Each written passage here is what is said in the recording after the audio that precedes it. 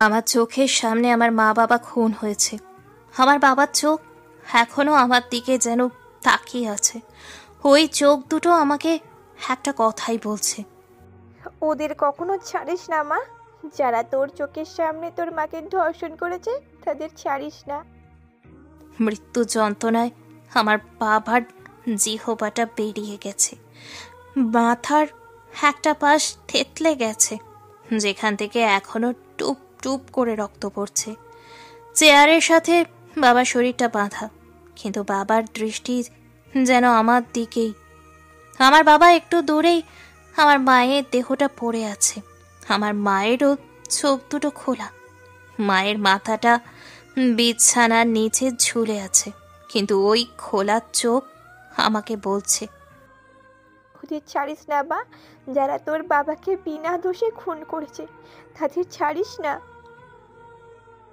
ফ্লোরে পড়ে আছে আমার 6 মাসের ছোট্ট ভাই, যাকে নিয়ে একটু আগেও কত খেলেছি আমি।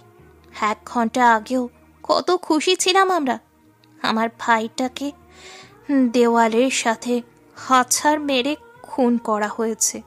ওর ছোট্ট মগজটা ছিটকে পড়ে আছে ফ্লোরে, মুখটা চেনা যাচ্ছে না, পুরো থ্যাতলানো।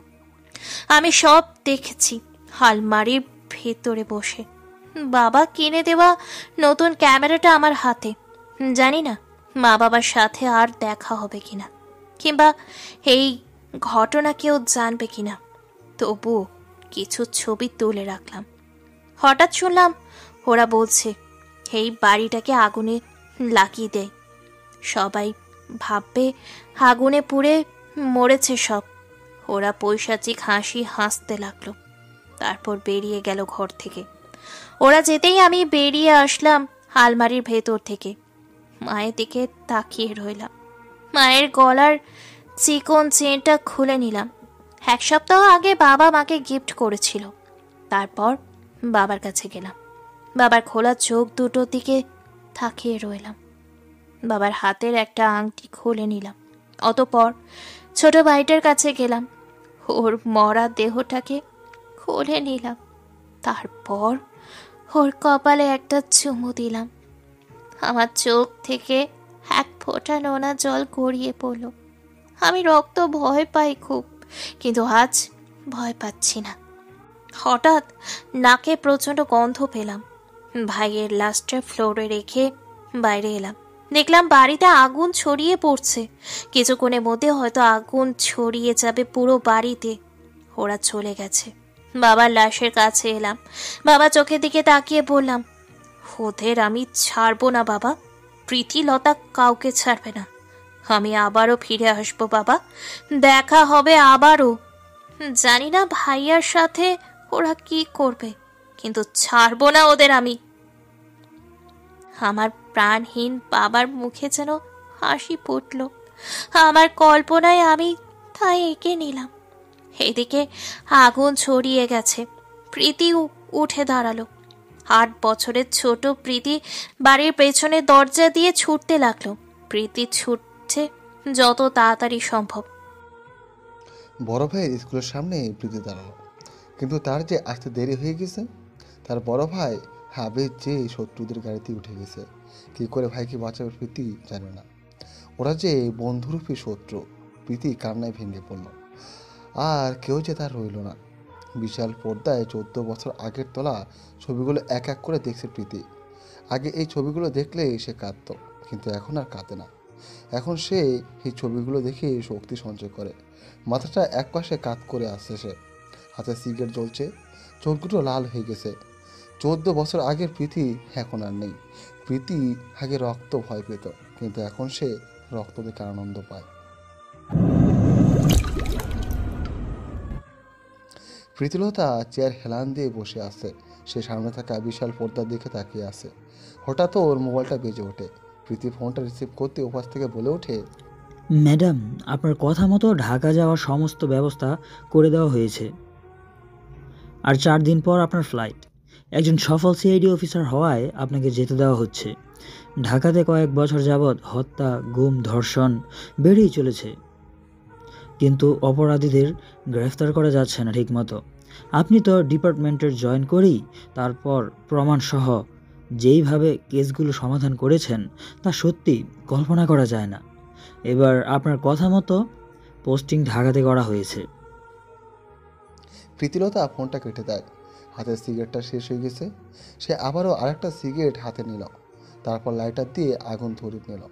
দীর্ঘ একটা টান দিল সে সিগারেটে, তারপর কালো ধোঁয়াগুলো উড়িয়ে দিল শূন্যে। প্রীতি পাশের টেবিল থেকে একটা ছবি হাতে নিল। ছবিটার দিকে এক ধ্যানে তাকিয়ে আসে সে, অতঃপর মুচকে এসে বলল, আমার অন্ধকার রাজ্যে এইবার তোমার আগমন হবে, যেখানে আসা যায় কিন্তু ফেরত যাওয়া যায় না। তোমার আমি মারব না, তোমার কেবল নরক যন্ত্রণা দেব। তুমি মরতে চাইবে কিন্তু মরবে না, মরলে তো মুক্তি পেয়ে যাবে, কিন্তু তোমায় আমি মরতে দেব না। প্রীতি নিজের হাতের দিকে তাকিয়ে বলল, জানো, এই সুন্দর হাত দিয়ে এই পর্যন্ত আমি অজস্র খুন করেছি। রক্তে লাল হয়ে গেছে আমার দুনিয়া। আমি কাদের মেরেছি জানো? তোমার মতো টাকাওয়ালা জানোয়ারদের, যারা অসহায় মেয়েগুলোকে ধর্ষণ করার পর খুন করে, কিন্তু গরিব মেয়েগুলো বিচার পায় না। আর সেখানে তো তুমি আমার মাকে ধর্ষণ করেছো। তোমার কি করে ছাড়বো বলো তো? প্রীতিলতা সিগারেটের টান দিতে দিতে বলল, আজ আমার 50টা খুন পূর্ণ হয়েছে। এই দেখো, একটু আগেই একটাকে ওপারে পাঠিয়ে দিয়েছি। শালা একটা 7 বছরের মেয়েকে ধর্ষণ করেছিল, তাই ওকে ওর শাস্তি দিলাম। জানো ওর মরার আগে কি বলেছে? আমি নাকি সাইকো, আমি নাকি পাগল। ওর একটা একটা আঙুল কেটেছি আর আস্তে আস্তে মেরেছি। 3 ঘন্টা সময় নিয়ে মেরেছি, কিন্তু কেউ কখনো এই ব্যাপারে জানবে না, কারণ আমার রাজ্যের বাইরে আমি একজন সৎ সিআইডি অফিসার। প্রীতিলতা পৌঁছাসে হাসি হাসতে লাগলো, তারপর হাসতে হাসতে চিৎকার করে বলে, হ্যাঁ আমি সাইকো, হ্যাঁ আমি পাগল, আমি রক্তের জন্য পাগল দীপ চৌধুরী। তোমার মতো জানোয়ারদের রক্তে আমি আনন্দ পাই, আমি পৈশাচিক সুখ পাই, কিন্তু আমাকে প্রথম রক্তের স্বাদ তুমি দিয়েছ। এবার তোমার রক্তের স্বাদ নেবে প্রীতিলতা। কাগজের ছবিটা হাত দিয়ে টুকরো টুকরো করে ফেলল প্রীতি। তারপর পাশে পড়ে থাকা লাশটার কাছে যায়। লাশটার দিকে তাকিয়ে প্রীতিলতা বলল, খিরে কেমন লাগছে এবার? তোকে ওপারে পাঠিয়েছি, এইবার তোকে গুম করে দেব। কেউ কোনোদিন আর খুঁজে পাবে না তোকে। ওপারে ভালো থাকিস। অতঃপর প্রীতি নিজের কাজ শুরু করতে লাগলো। নিজের পরিকল্পনা অনুসারে লাশ গোপন করতে ব্যস্ত হয়ে গেল সে। অন্যদিকে আবির চৌধুরী বিশাল এক বাড়ির সামনে দাঁড়িয়ে আছে। হ্যাঁ, এই অভিশপ্ত বাড়িটাই তার মা, বাবা, বোন আর ছোট ভাইকে কেড়ে নিয়েছে। এটা এখন একটা পরিত্যক্ত বাড়ি। পুরো বাড়িটা দেখতে ভুতুড়ে প্রাসাদের মতো লাগছে, কোথাও প্রাণের কোনো ছোঁয়া নেই। আবির চৌধুরী নিজের চোখের জল মুছে নিল। দুনিয়ার বুকে একেবারে নিঃস্ব সে।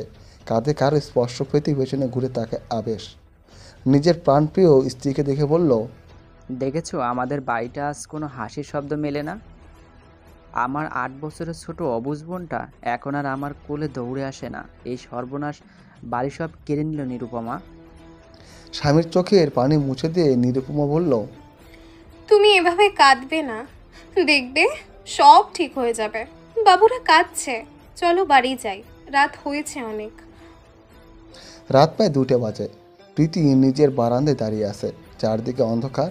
হঠাৎ ওর মনে হলো কেউ ওর পাশে এসে দাঁড়িয়েছে। প্রীতি মুচকি হেসে বলল, কি ব্যাপার বাবা, আজকেও এলে যে? তোমাকে তো আসতে না করেছি এখানে। এখনো ঘুমাসনি কেন? 2 চোখে ঘুম আসে না, ঘুমালে তোমাদের দেখতে পাই, সব জীবন্ত লাগে। কেন এত কল্পনা সাজাস আমাদের নিয়ে? আমরা শুধুই তোর কল্পনা। দীর্ঘ নিঃশ্বাস ছাড়ে প্রীতি, তারপর আকাশের দিকে তাকিয়ে বলল, তোমরা আমার কল্পনা নও। এই পর্যন্ত যতজনকে খুন করেছিস সবাই তোকে সাইকো বলেছে। তুই রক্ত নেশায় পাগল হয়ে গেছিস প্রীতিমা। আমাদের কল্পনা করে আর কত খুন করবি? আমরা যে আর নেই। হঠাৎ প্রীতি রেগে গেল, তারপর চিৎকার করে বলল, আমি পাগল নই। না, আমি পাগল নই, আমি সাইকো নই, আমি কাউকে কল্পনা করি না। প্রীতি পাশে তাকিয়ে দেখলো কেউ নেই, সে একা একা চিৎকার করছে। সকালে সোনালে আলো চোখে পড়তে প্রীতিলতার ঘুম ভেঙে গেল। নিজেকে বারান্দায় এক কোণায় আবিষ্কার করে প্রীতি, কিন্তু বিন্দুমাত্র অবাক হয় না সে, কেননা এই অবস্থায় নিজেকে শতবার আবিষ্কার করছে সে। নীল আকাশের দিকে তাকিয়ে একটা দীর্ঘ নিঃশ্বাস ত্যাগ করল প্রীতিলতা। যাদের কষ্ট প্রকাশ করার কোনো মাধ্যম নেই তাদের জন্য দীর্ঘশ্বাস একমাত্র সম্বল। নিজের ভাগ্যকে ধিক্কার জানিয়ে প্রীতি ফ্রেশ হতে চলে যায়। প্রীতি ফ্রেশ হয়ে অফিসের পথে রওনা হয়। অফিসের সবাই তাকে অনেক ভালোবাসে। সবার দুঃখে প্রীতি যেন ছায়ার মতো পাশে থাকে, কিন্তু কারোর সাথে কখনো খুব একটা কথা বলে না। কেউ কখনো প্রীতিকে হাসতে দেখেনি, প্রীতির বাড়িতেও কেউ যায়নি আজ অবধি। বরাবরের মতোই বড্ড রহস্যময়ী সে যেন চোখের সামনে থেকেও অদৃশ্য, হাতের কাছে থেকেও প্রীতি যেন ধরাছোঁয়ার বাইরে। প্রীতি সেলফ থেকে কিছু ফাইল চেক করছিল। হঠাৎ একজন অফিসার তার সামনে এসে মাথা নিচু করে বলল, ম্যাডাম, আপনাকে এসিপি স্যার জরুরিভাবে ডেকেছেন। প্রীতি মুখে কিছু বলল না। এসিপি রুমের দিকে হাঁটা দিল। দরজার সামনে যেয়ে বেল বাজাতে অপর পাশ থেকে আওয়াজ এলো, ভেতরে আসো। প্রীতি ভেতরে ঢুকতেই বৃদ্ধ এসপির গম্ভীর গলায় বললেন, কেন তুমি ঢাকাতে যেতে চাইছো? আর তুমি যে এই কেসটার জন্য যাচ্ছ ওটা কোনো সাধারণ কেস নয়। কেউ যদি ভুলে ওই কেসে হাত দিয়েছে তাহলে আবার একদিনের মধ্যেই ছেড়ে দিয়েছে। আমি তোমাকে নিজের সন্তানের মতো ভালোবাসি প্রীতি। তুমি আমাকে বাবা হিসেবে না মানলেও আমি তোমাকে মেয়ের মতোই ভালোবাসি। দয়া করে থেকে যাও। আমি চাই না তোমার কোনো ক্ষতি হোক। বড় বড় ক্রিমিনালের হাত অনেক লম্বা। মন্ত্রী মিনিস্টার তারা হাতের ইশারায় নাচায়, সেখানে আমরা তো পুঁটি মাছ। তাই কৌতূহলের বশে নিজের জীবন ঝুঁকিতে ফেলো না তুমি। প্রীতিলতা এসিপির দিকে এক দৃষ্টিতে তাকিয়ে বলল, যেই সব পুলিশ অফিসাররা ক্রিমিনালদের ভয়ে কেস ছেড়ে দিয়েছে তাদের সবার পিছুটান আছে, কিন্তু আমার কোনো পিছুটান নেই। ক্রিমিনালরা সব সময় বিপরীত পক্ষের ভালোবাসার জায়গায় আঘাত করে। আমার তো ভালোবাসার মতো কিছু নেই, তাহলে আঘাত করবে কিভাবে আমাকে? আমার পাথর হৃদয় নরম করার মতো কোনো বস্তু জগৎ সংসারে নেই, তাহলে আমার কিসের ভয় স্যার? এসিপি হতাশ হলো প্রীতির কথা শুনে।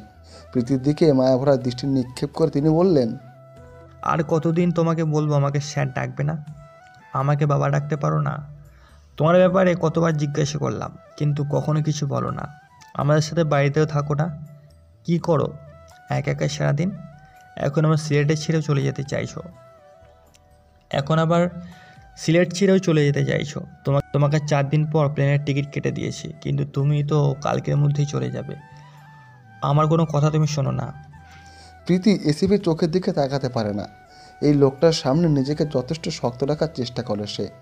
এই বৃদ্ধ লোকটার প্রতি ভালোবাসার প্রকাশ করার বিন্দুমাত্র সাহস দেখে না প্রীতিলতা, কারণ সে জানে প্রিয়জন হারানোর বেদনা। প্রীতি সেই বেদনা আর ভোগ করতে চায় না।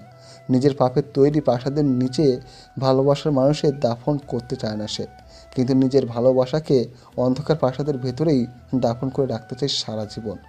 নিজেকে যথেষ্ট শক্ত করে প্রীতি বলল, আপনার থেকে অনেক দূরে চলে যাচ্ছি, কারণ আমি আপনাদের ভালো চাই। আমি চাই না কোনো কালো ছায়ার আঘাত আপনাদের গায়ে লাগুক। আমার অন্ধকার রাজ্যের ছায়া আপনাদের ওপর ফেলতে চাই না। আর আমার সম্পর্কে সময় হলেই জানতে পারবেন। আর হ্যাঁ, ঢাকাতে যাওয়ার পর আমি সময় মতো যোগাযোগ করব, তাই আমাকে নিয়ে চিন্তা করবেন না। এসিপি অসহায়ের মতো প্রীতির দিকে তাকিয়ে বলল, না গেলে হয় না? এখানে সবাই তোমাকে ভালোবাসে। প্রীতি কিছু বলল না। এসিপি আবারও বলল, আমার একটা কথা রাখবে প্রীতিমা? প্রীতি মাথা নিচু করে বলল, চেষ্টা করব, বলুন। সিগারেট আর না খেলে হয় না? প্রতিদিন এত এত সিগারেট খাও কেন? তোমাকে অনুরোধ করছি, ছেড়ে দাও। প্রীতি মাথা নিচু করে জবাব বলল, এটা ছাড়া সম্ভব না। কোনো সম্ভব না। প্রীতি মাথা নিচু করে জবাবে বলল। হঠাৎ করে প্রীতির চোখ লাল হয়ে উঠল, ওর হাত পা কাঁপতে লাগলো, ভয়ঙ্কর কিছু অতি চোখের সামনে ভেসে উঠতে লাগলো। চোখের কোণে পানি এসে জমা হয়ে গেল কয়েক সেকেন্ডের ব্যবধানে। আহ, কি সেই কষ্ট! প্রীতি নিজের প্যান্টের ভেতরে থেকে খুব দ্রুত একটা সিগারেট বের করে, লাইটার দিয়ে সিগারেট ধরিয়ে প্রীতি টানতে লাগলো। এসিপি প্রীতির কাছে এসে অনুরোধ করে বলল, আমাকে একটু খুলে বল না মা, কি হয়েছে তোর? এতগুলো বছরে কি একটু ভরসা করতে পারিসনি আমাকে? প্রীতি অস্বাভাবিক আচরণ শুরু হয়ে গেল।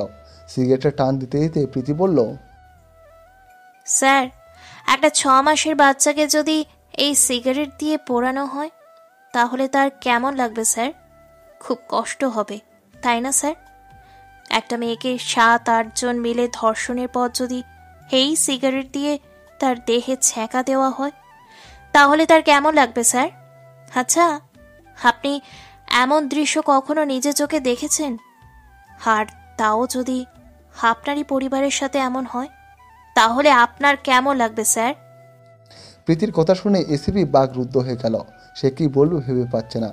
এসিপিকে চুপ থাকতে দেখে প্রীতি বলল, এটা সিগারেট নয় স্যার, এটা আমার প্রতিশোধের একটা মাধ্যম, যেটা আজ 10 বছর ধরে আমার সঙ্গী হয়ে আছে। এই সিগারেট আমাকে অতীত মনে করায়, আমাকে বাঁচতে শেখায় শত্রুদের জন্য। এসিপির শরীর যেন কাঁটা দিয়ে উঠল চোখের পলকেই।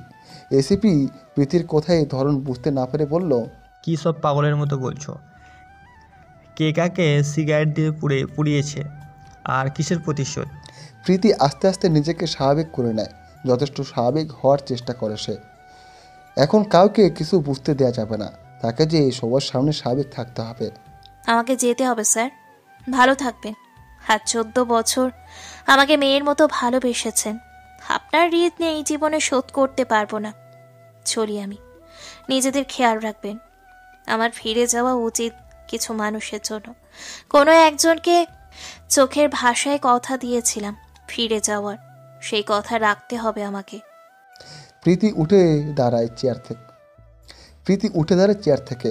তারপর সিগারেট ফেলে দিয়ে বলল, প্রীতিলতা বেরিয়ে গেল নিজের গন্তব্যে, আর এসিপি তাকিয়ে রইল তার যাওয়ার পানে। পরের দিন প্রীতিলতা খুব ভোরে সিলেট থেকে ঢাকার জন্য বের হয়ে গেল। গাড়ি চলছে দ্রুত গতিতে, আর প্রীতিলতার মনে পৌঁছাসে আনন্দ যেন বেরিয়ে চলেছে। প্রীতিলতার হাসি মানেই রক্তের বদলে রক্ত, প্রীতিলতার হাসি মানেই খুনের বদলে খুন। রাত হয়ে গেছে, ছোট একটা বাসায় প্রীতি উঠেছে। তার একা থাকার জন্য বেশ চলে যাবে এখানে, একদম নিরিবিলি একটা বাড়ি। কিন্তু তার বাসায় মন বসছে না। সে জানে কোথায় তার মন পড়ে আছে। না, এখনই তাকে যেতে হবে। একটু আগের কেনা নতুন বাইকটা নিয়ে বেরিয়ে গেল প্রীতিলতা, কেননা তাকে ফিরতে হবে ফেলে আসা অতীতে। অপরদিকে আবেদ চৌধুরী নিজের হাতে একটা ফটো অ্যালবাম নিয়ে বসে আছে, হাত দিয়ে চোখের পানি মুছছে বারবার। আবেদ চৌধুরী নিজের 4 বছরের ছেলে আর 3 বছরের মেয়েকে বললেন, এটা তোমার দাদু বুঝলে, অনেক বড় ব্যবসায়ী ছিলেন। আর এটা তোমার দিদুন, অনেক বড় ডাক্তার ছিলেন সে। আবেশের ছেলে মেয়ে দুটো একটা মেয়ের ছবির দিকে তাকিয়ে বলল, বাবাই, আরে এটা কে? আবেদ চৌধুরী চোখ মুছে বলল, এটা তোমাদের ফুপি, খুব দুষ্টু ছিল, আমার সব জিনিস কেড়ে খেয়ে নিত। সারাদিন দৌড় করাতো আমাকে, এত দুষ্টু ছিল যে সব সময় বকা দিতে হতো। কিন্তু দেখ, এখন আর দুষ্টুমি করে না, ওই সর্বনাশা আগুন সব শেষ করে দিল। অন্যদিকে প্রীতি দাঁড়িয়ে আছে তার বাবার তৈরি বাড়ির সামনে। 14 বছর আগে তাদের চকচকে করা বাড়ির লোহার গেটটা মরিচা ধরে নষ্ট হয়ে গেছে, এখন সেটা ভেঙে নিচে পড়ে আছে। প্রীতি সামনে এগিয়ে গেল। বাগানের পাশেই বিরাট বড় একটা দোলনা বাবা বানিয়ে দিয়েছিল তাকে। ওটার ভাঙ্গা অংশ ছড়িয়ে আছে চারপাশে, চারিদিকে ঘন অন্ধকার। প্রীতি বাড়ির সদর দরজার কাছে গেল। দরজাটা মাকড়সা জালে পেঁচিয়ে আছে, জালগুলো সরিয়ে সে ভেতরে চলে গেল। পুরো বাড়ি অন্ধকারে ছেয়ে আছে, এতটুকু আলো নেই কোথাও। কালো ধোয়া আর ময়লায় এটা ভূতিরে বাড়ির মতো হয়ে গেছে। সিঁড়িগুলো প্রায় ভেঙে গেছে। প্রীতি সাবধানতার সাথে উপরে উঠে গেল। একটা ঘরের সামনে এসে সে থেমে গেল, তাকিয়ে রইল প্রীতি এক দৃষ্টিতে। প্রীতি দৌড়ে ঘরটাতে ঢুকে যায়। একটা দেয়ালের কাছে যেই হাউ মাউ করে কেঁদে দেয় সে। হ্যাঁ, এই সেই জায়গাটাতেই তার ছোট ভাইটাকে সবাই মিলে আছড়ে মেরেছে। ফ্লোরে হাত দিয়ে কাঁদতে লাগলো সে। হ্যাঁ, এখানে তার ভাইয়ের মগজগুলো ছিটকে পড়েছিল। আর একটু দূরে যেয়ে চিৎকার করে কাঁদতে লাগলো প্রীতি। হ্যাঁ, এখানে তার বাবাকে ওরা নির্মমভাবে মেরেছে। তার বাবার পায়ের কাছে ছোট ভাইয়ের লাশ পড়েছিল। মায়ের লাশটা ছিল নরম বিছানার উপর, যে জায়গাটা এখন শূন্য। প্রীতিলতা কাঁদতে লাগলো চিৎকার করে। চিৎকার করতে করতে প্রীতিলতা বলল, তোমরা কেন এভাবে চলে গেলে বাবা? আমি ভালো নেই, আমি একটুও ভালো নেই। আমার জীবনে কোনো সুখ নেই বাবা। আমি ঘুমোতে পারি না। আমি ওদের ছাড়বো না, ছাড়বো না, আমি ওদের কাউকে ছাড়বো না আমি। এই শোনো না, প্রতিদিন ভালোবাসার নতুন নতুন গল্প পেতে ও শুনতে চাইলে আমাদের আলোর ডায়েরি চ্যানেলটি সাবস্ক্রাইব করে পাশে থাকা বেল আইকনটি বাজিয়ে দিও, কেমন? প্রীতি আজ 2 দিন ধরে আবারও সিআইডিতে জয়েন করেছে। যেই কেসের উদ্দেশ্যে প্রীতি ঢাকায় এসেছে, ওই কেসটাও আজ ওর আওতায় চলে আসবে। প্রীতি নিজেই বাইকে করে সিআইডি ভবনে চলে যায়। তাকে সবাই খুশি মনে বরণও করে নেয়। বর্তমানে প্রীতি এসিপি প্রদীপের সামনে বসে আছে। এসিপি প্রদীপ প্রীতিকে বলল, এটা খুব জটিল একটা কেস। আমরা অপরাধীকে সন্দেহ অলরেডি করেছি, কিন্তু প্রমাণের অভাবে গ্রেপ্তার করতে পারছি না। আর এই কেসটা কেউ এখন আর ঘাটতে চায় না। সবারই তো পরিবার আছে, তাই কেউ সাহস করছে না। এসিপি প্রদীপের কথার পৃষ্ঠে প্রীতি বলল, আপনি কোনো চিন্তা করবেন না স্যার, আমি আমার জীবন দিয়ে দেব, তবুও এই কেসটা শেষ করব। আপনাকে কথা দিলাম। তোমাকে যে ভার্সিটিতে স্টুডেন্ট হিসাবে পাঠানো হচ্ছে, ওখানের কর্তৃপক্ষকে অলরেডি জানানো হয়ে গেছে। আর ওই এলাকা থেকে 1 বছরে প্রায় 100 মেয়ে গায়েব হয়ে গেছে। এবার মনে হয় নারী পাচারকারী গ্যাং ওই ভার্সিটিকে টার্গেট করেছে। নারী পাচারকারী গ্যাংয়ের লোক ভার্সিটিতে আছে, কিন্তু তাদের শনাক্ত করা যাচ্ছে না।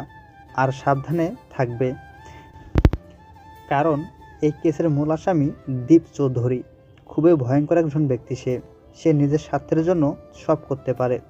ভার্সিটিতে অবশ্যই ছদ্মবেশে যাবে, কেউ যেন টের না পায় তুমি সিআইডি অফিসার। আর একটা কথা, আজ 3টায় কর্নেল ওসমান তোমার সাথে দেখা করতে আসবে। কর্নেল ওসমান নামটা শুনতেই প্রীতি থমকে গেল। ওর চোখ সাদা অংশ লাল বর্ণ ধারণ করতে লাগলো আস্তে আস্তে। প্রীতি নিজেকে স্বাভাবিক রেখেই বলল, আমি অবশ্যই আসবো স্যার, তাদের জন্যই তো আমার এখানে আসা। এসিপি প্রদীপ কিছু না বোঝার ভঙ্গিতে বলল, মানে? প্রীতি কথা এড়িয়ে যেতে বলল, আমি ওনার নাম শুনেছি অনেক, ওনাকে আগে থেকেই দেখার খুব ইচ্ছে ছিল। ভাবতেই খুশি লাগছে, এত বড় মাপের একজন আইনের লোককে আজ দেখতে পাবো। প্রীতির কথা শুনে এসিপি হাসতে হাসতে বলল, ওহ, এই ব্যাপার, আগে বলবে তো। তাহলে এখন যাও, সন্ধ্যায় দেখা হচ্ছে। জি স্যার। প্রীতি এসিপি রুম থেকে বেরিয়ে গেল। প্রীতি নিজের টেবিলে গেল, তারপর নিজের জুনিয়র অফিসার শান্তকে কল দিয়ে আসতে বলল। জুনিয়র অফিসার আসতে প্রীতি বলল, আজ 5টার মধ্যে দীপ চৌধুরী পরিবারের সব তথ্য আমার দেবে, আমি যেন এসে দেখি সব ক্লিয়ার। জি ম্যাডাম, আপনি যেভাবে বলবেন। এবার যাও। অফিসার যেতেই প্রীতি মুচকে হাসতে লাগলো। তার ভেতরে পৈশাচিক আনন্দগুলো প্রকাশ পাচ্ছে। বছরের পর বছর বুকের ভেতর লুকিয়ে রাখা প্রতিশোধের তেজ কম নয়। হঠাৎ করে প্রীতির হাসি বন্ধ হয়ে গেল। মুখে হিংস্রতা ফুটে উঠল মুহূর্তেই। কাছের টেবিল শক্ত করে আঁকড়ে ধরে প্রীতি বলল, খুব তাড়াতাড়ি দেখা হচ্ছে দীপ চৌধুরী। কর্নেল ওসমান, তোমাকে তো আমি কুকুর দিয়ে খাওয়াবো। রেডি হও নিজের মৃত্যুর জন্য। প্রীতি নিজের অফিসের কাজ 1টার মধ্যে শেষ করলো। তারপর যত দ্রুত সম্ভব বাড়িতে চলে গেল, কেননা আজ তার প্রথম শিকার কর্নেল ওসমান আসছে। নিজেকে ওই নারী লোভী ওসমানের সামনে ঠিক করে প্রেজেন্ট করতে হবে, তো নইলে কেসটা সমাধান করা যাবে না। কিছুক্ষণ পরে সন্ধ্যা হয়ে যাবে। প্রকৃতি জুড়ে কিছুটা অন্ধকার নেমে এসেছে। মোমবাতি ধরানো ঝলমলে ঘরে আয়নাতে নিজের প্রতিচ্ছবি দেখল প্রীতিলতা। পুরুষের বুকে আগুন ধরিয়ে দেয়া নিজের এই রূপ দেখে প্রীতিলতা হাসে। হ্যাঁ, তার এই সুন্দর চেহারার পেছনে একটা হিংস্র বাঘিনী লুকিয়ে আছে, যেটা সবার আড়ালে শিকার করে আর শিকারের রক্তে রক্তস্নান করে। প্রীতি বাঁকা হেসে বেরিয়ে গেল। অপরদিকে আবেশ নিজের চাচার সাথে কথা বলছে। আবেশের আপন বলতে এই একজনই আছে। আবেশের অফিসে তার চাচা এসেছে। আবেশ নিজের চাচাকে বলল, এই অসময়ে না জানিয়ে কেন এলেন চাচু? আমাকে বললেই তো হতো, আমি নিজে চলে যেতাম। আবেশের চাচা বেশ শক্ত গলায় বলল, তার প্রয়োজন নেই। শুনলাম তোমার সব সম্পত্তি নাকি তুমি তোমার ছেলে মেয়েকে দিয়ে দিচ্ছ। আবেশ হালকা হেসে বলল, কি? জি চাচু, বলা তো যায় না কখন কি হয়ে যায়, তাই এখনই সব ওদের নামে দিয়ে দেব। বাবাও তো আমাদের 3 ভাই বোনের নামে কোনো সম্পত্তি লিখেছিলেন। বাবাও তো আমাদের 3 ভাই বোনের নামে সব সম্পত্তি লিখেছিলেন, আর তার 2 দিন পরেই মারা গেলেন। আল্লাহ কখন কাকে নিয়ে যায় তা তো কেউ বলতে পারে না। আবেশের চাচা আর কিছুক্ষণ কথা বলে বেরিয়ে গেল। আবেশের অফিস থেকে বের হয়ে তিনি গাড়ি ড্রাইভ করতে করতে বলল, সব মরবে, কাউকে বাঁচতে দেব না আমি। আমার এতদিনের পরিকল্পনা এভাবে নষ্ট হতে পারে না, কিছুতেই না। সন্ধ্যা 7টার দিকে কর্নেল ওসমান সিআইডি ভবনে চলে আসে। প্রীতিও আজ কালো স্যুট বুট পরে এসেছে। হয়তো নিজের এই কালো রঙের পোশাক দ্বারাই ওসমানকে নিজের দিকে আকৃষ্ট করবে আর তারপর নিজের রাজ্যের বন্দি বানিয়ে রাখবে। বর্তমানে প্রীতির দিকে লালসাপূর্ণ দৃষ্টিতে কর্নেল ওসমান তাকিয়ে আছে, আর প্রীতির আবেদন মাখা হাসি ব্যবহারের পেছনে হিংস্রতা খেলা। ওসমানের সাথে প্রীতির অনেক ভাব জমে গেছে। ওসমানও যেন প্রীতির দিকে ইচ্ছে করেই বেশি ঘেসেছে। দীপ চৌধুরীকে যে নতুন সিআইডির ব্যাপারে সব জানতে হবে, ওইদিকে হুঁশ নেই ওসমানের। সে তো নিজের মেয়ের বয়সে প্রীতির রূপে মজেছে। প্রীতি ওসমানের কাছে যে আস্তে করে বলল, আপনার সাথে দেখা হয়ে ভালোই লাগছে স্যার। ভাবতেও পারিনি এভাবে দেখা হবে। যদি কিছু মনে না করেন একটা কথা বলি। ওসমান দাঁত কেলে জবাবে বলল, হ্যাঁ হ্যাঁ বলো। আপনার ফোন নাম্বারটা একটু দেবেন? ফ্রি থাকলে কল দেব মাঝে মাঝে। ওসমান যেন মেঘনা চাইতে জল পেল। সে দাঁত কেলিয়ে বলল, তোমার যখন ইচ্ছা কল করবে, আমি মাইন্ড করবো না বিউটিফুল। প্রীতি মুসকে হাসিতে চলে গেল। তাদের এই ফিসফিসিয়ে কথা কেউ শুনতেও পেল না। অন্যদিকে দীপ চৌধুরী ওসমানকে কল দিয়ে যাচ্ছে, কিন্তু সে রিসিভ করছে না, কেননা সে তো প্রীতির সাথে ক্লোজ হতে ব্যস্ত। অপরদিকে আবেশ চৌধুরীর চাচা বাসে এসে ভাঙচুর করছে। তার মাথা ঠিক নেই। তাকে এই অবস্থা দেখে তার স্ত্রী আর ছেলে দৌড়ে আসে। তার স্ত্রী মিস ডানা বললেন, এ কি করছো তুমি? পাগল হয়ে গিয়েছো নাকি? হ্যাঁ, আমি পাগল হয়ে গিয়েছি। আবেশ ওর সম্পত্তি নিজের ছেলে মেয়ের নামে করে দিচ্ছে, আর কত সহ্য করতে বলছো আমাকে?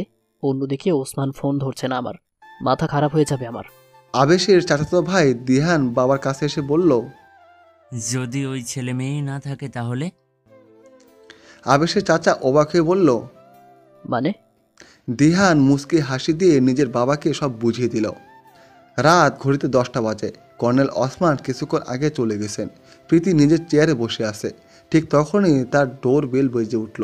প্রীতি অনুমতি দিতেই জুনিয়র অফিসার শান্ত ঢুকলেন। তারপর বলল, ম্যাম, আপনার কথা মতো দীপ চৌধুরীর পরিবার সম্পর্কে সব তথ্য কালেক্ট করেছি। এখানে সব তথ্য আছে। অতঃপর শান্ত প্রীতিকে সব বুঝিয়ে দিতে রাখলেন। ম্যাডাম, এই দেখুন, এটা দীপ চৌধুরীর স্ত্রী মিসেস ডায়না, আর এটা তার ছেলে দিহান চৌধুরী। সারাদিন ক্লাবে পড়ে থাকে। তার জীবন মেয়ে আর মদের উপরেই চলে। আর তার মেয়ে দীপা বড্ড ভালো মেয়ে। মা বাবা আর ভাইয়ের একেবারে উল্টো। কোনো খারাপ রেকর্ড নেই ওর নামে। দীপ্ত চৌধুরী আরও একটা ভাই ছিল। 14 বছর আগে পরিবারসহ আগুনে পুড়ে মারা যায়। তার ভাই আয়ান চৌধুরী আর স্ত্রী চারুলতা চৌধুরী ভালোবেসে বিয়ে করেন। 3টা সন্তান ছিল তাদের সংসারে, 2 ছেলে আর 1 মেয়ে। ছোট ছেলে আদিত্য আর মেয়ে প্রতিলতা সহ 14 বছর আগে নিজেদের বাড়িতে পুড়ে মারা যায় তারা। তাদের মৃত্যু ঘিরে রহস্য আছে অনেক। আর হ্যাঁ, তাদের লাশও পুলিশ খুঁজে পায়নি। অফিসার থেমে আবারও বললেন, তবে তাদের বড় ছেলে আবেশ চৌধুরী বেঁচে আছেন। আবেশ চৌধুরী বেঁচে আছে কথাটা শুনেই প্রীতি কেঁপে উঠল। আবেশের সাথে তার চাচা দীপ্ত চৌধুরী অনেক ভালো সম্পর্ক। চাচাকে ফেরেশতা মনে করে। আবেশ চৌধুরী এখন তার বাবার বিশাল ব্যবসা সামলাচ্ছে। 5 বছর আগে তিনিও বিয়ে করেছেন। তার এখন 1 ছেলে আর 1 মেয়ে আছে। স্ত্রী নাম নিরুপমা। প্রীতি কাঁপছে খুব করে, নিজেকে সামলে শান্তকে বলল, শান্ত, আপনি যান, আমি পরে এদের ব্যাপারে জানবো, আপনি একটু পরে আসুন। প্রীতির কথা শেষ হতেই শান্ত চলে যায়। শান্ত যেতেই প্রীতি ফাইলটা হাতে নিল। আবেদ চৌধুরীর ছবিটা জল করছে। প্রীতির ছবিটার দিকে হাত বুলোতে লাগলো। তার চোখ থেকে পানি পড়ছে। নিজেই তার ভাইয়ের ছেলে, মেয়ের ছবি। প্রীতি কাঁপছে প্রচণ্ড। ছোট ছোট ছেলে, মেয়ের ছবি দেখেই নিজের বুকের মাঝে ঝাপটে ধরল প্রীতি। ছবি দুটোতে পাগলের মতো চুমু খেতে লাগলো সে। প্রীতি চোখ মুছে নিল দু হাতে, তারপর ফাইলটা নিয়ে বেরিয়ে গেল দৌড়ে।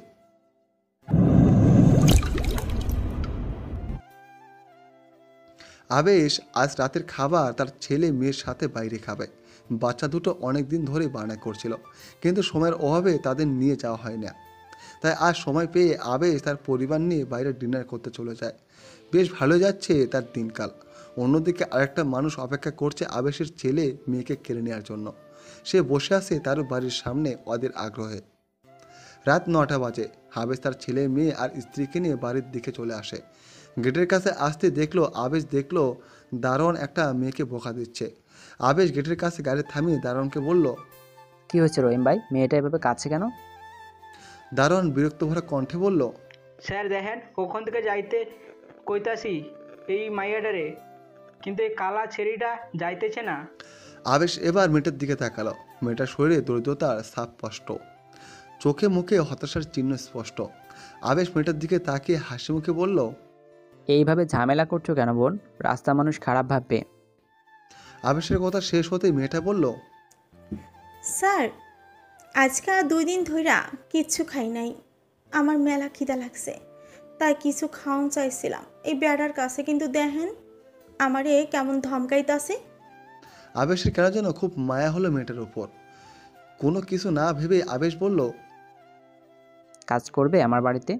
কি করা লাগবো স্যার, আপনি খালি কন, আমারে খাইতে দিলে আমি সব করবো, আমার কেউ নাই। ঠিক আছে, ভেতরে চলো। নিরুপমা নিজের স্বামীর দিকে তাকিয়ে বলল, এইভাবে একটা অচেনা মেয়েকে বাড়িতে ঢুকতে দেওয়াটা কি ঠিক? মেয়েটাকে খারাপ মনে হচ্ছে না নিরুপমা? ওরও তো কেউ নেই বলছে, আর মেয়েটাকে বেশ সহজ সরল মনে হচ্ছে। তোমার যা ইচ্ছে করো, শেষে যদি খারাপ কিছু হয় তাহলে আমার দোষ একদম দিতে পারবে না। আবেশ অচেনা মেয়েটাকে বাড়ির ভেতরে নিয়ে এলো। মেয়েটা বাড়ির প্রতিটা কোণায় নিজের দৃষ্টি নিক্ষেপ করছে। বাড়ির কোথায় কী আছে তা সে ঠিকঠাকভাবে পরীক্ষা করে নিচ্ছে। হঠাৎ মেয়েটাকে আবেশ বলল, তো তোমার নাম কি? আবেশের হঠাৎ ডাকে মেয়েটা চমকে ওঠে, তারপর হালকা এসে বলে, স্যার আমার নাম পাখি, আমারই আপনারা পাখি কইয়া রাইকেন। আবেশের চোখ দুটো ছলছল করে উঠছে। সে তার বোনকেও পাখি বলে ডাকত। আবেশ বাম হাত দিয়ে নিজের চোখের পানিটুকু মুছে নেয়। সবার চোখের আড়ালে পানিটুকু মুছলেও অচেনা মেয়েটার চোখ ফাঁকি দিতে পারল না আবেশ। আবেশ নিজেকে স্বাভাবিক করে বলল, আমরা দুপুরের দিকে কেউ বাসায় থাকি না, দুপুরের পর আমরা দুপুরের দিকে কেউ বাসায় থাকি না, দুপুরের পর ছেলে মেয়েরা বাসায় একা থাকে, বাধ্য হয়ে স্কুলে দিয়েছি। ওদের এই ছোটো বয়সে ওদের মা আর আমি বাইরে থাকি। তুমি যদি দুপুর থেকে বিকাল পর্যন্ত ওদের দেখে রাখতে তাহলে খুব ভালো হতো। আগে যে ওদের বকাঝকা করতো অনেক, তাই বাদ দিয়ে দিয়েছি। পাখি নামের মেয়েটা মাথা নিচু করে বলল, স্যার আইস থাইকা ভাববেন আমি আপনার বোন, আমি ওগো নিজের পোলা পাইনের মতো আদর করুম, আপনি চিন্তা কইরেন না। ঠিক আছে, আর এই না 2000 টাকা, কিছু খেয়ে নিও। মেয়েটা টাকাগুলো নিয়ে নিল। তারপর বাড়ি থেকে বেরিয়ে গেল আস্তে আস্তে। আবেশের বাড়ি থেকে বেরিয়ে মেয়েটা কিছু দূর হাঁটলো, তারপর একটা প্রাইভেট কারের ভেতরে ঢুকে গেল। কোমর থেকে নিজের ফোনটা বের করে মেয়েটা কাউকে কল করলো, তারপর বলল, স্যার কাজ হয়ে গেছে, বাচ্চা দুইটাকে খুব তাড়াতাড়ি উপর পাঠিয়ে দেওয়ার ব্যবস্থা করে ফেলেছি। ওই আবেশ চৌধুরী শুধু বোকা না, একটা হাদারাম আবেশ চৌধুরী। আর আপনার কথা মতো আমার নাম পাখি বলছি, বলদটা নিজের মরা বোনের কথা চিন্তা করে চোখের জলও ফেলেছে। আপনার কথা মতো আমি সব করে ফেলব, কেউ আমাকে সন্দেহ করবে না। ওপাশ থেকে গম্ভীর গলায় বলল, সাবধানে সব করবে জেসিকা, কাজটা করার বিনিময়ে 2 কোটি টাকা পাবে তুমি। Okay sir.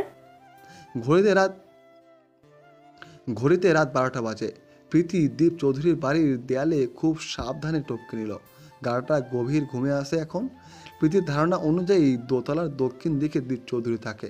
প্রীতি আস্তে আস্তে লোহার রেলিং ধরে বারান্দায় প্রবেশ করলো। যদিও কাদের ব্যাগটার জন্য তার একটু কষ্ট হয়েছে। দীপ চৌধুরী ঘুমাচ্ছে এখন। প্রীতি নিজের পকেট থেকে চেতনানাশক স্প্রেটা বের করলো। তারপর খুব সাবধানে দীপ আর তার বইয়ের মুখে স্প্রে করে দিল। স্প্রে করার 5 মিনিট পর প্রীতির দুজনের কোমরে চিমটি কাটলো, কিন্তু তাদের হুঁশ নেই। এবার প্রীতি নিজের কাঁধ থেকে ব্যাগটা খুললো, ব্যাগের ভিতর থেকে কিছু জিনিস বের করলো, তারপর নিজের কাজে লেগে গেল। 2 ঘন্টার মধ্যে প্রীতি নিজের কাজ করে নিল। তারপর একটা বাঁকা হাসি দিল দীপ চৌধুরীর দিকে তাকিয়ে। তারপর সে বেরিয়ে গেল বারান্দা দিয়েই।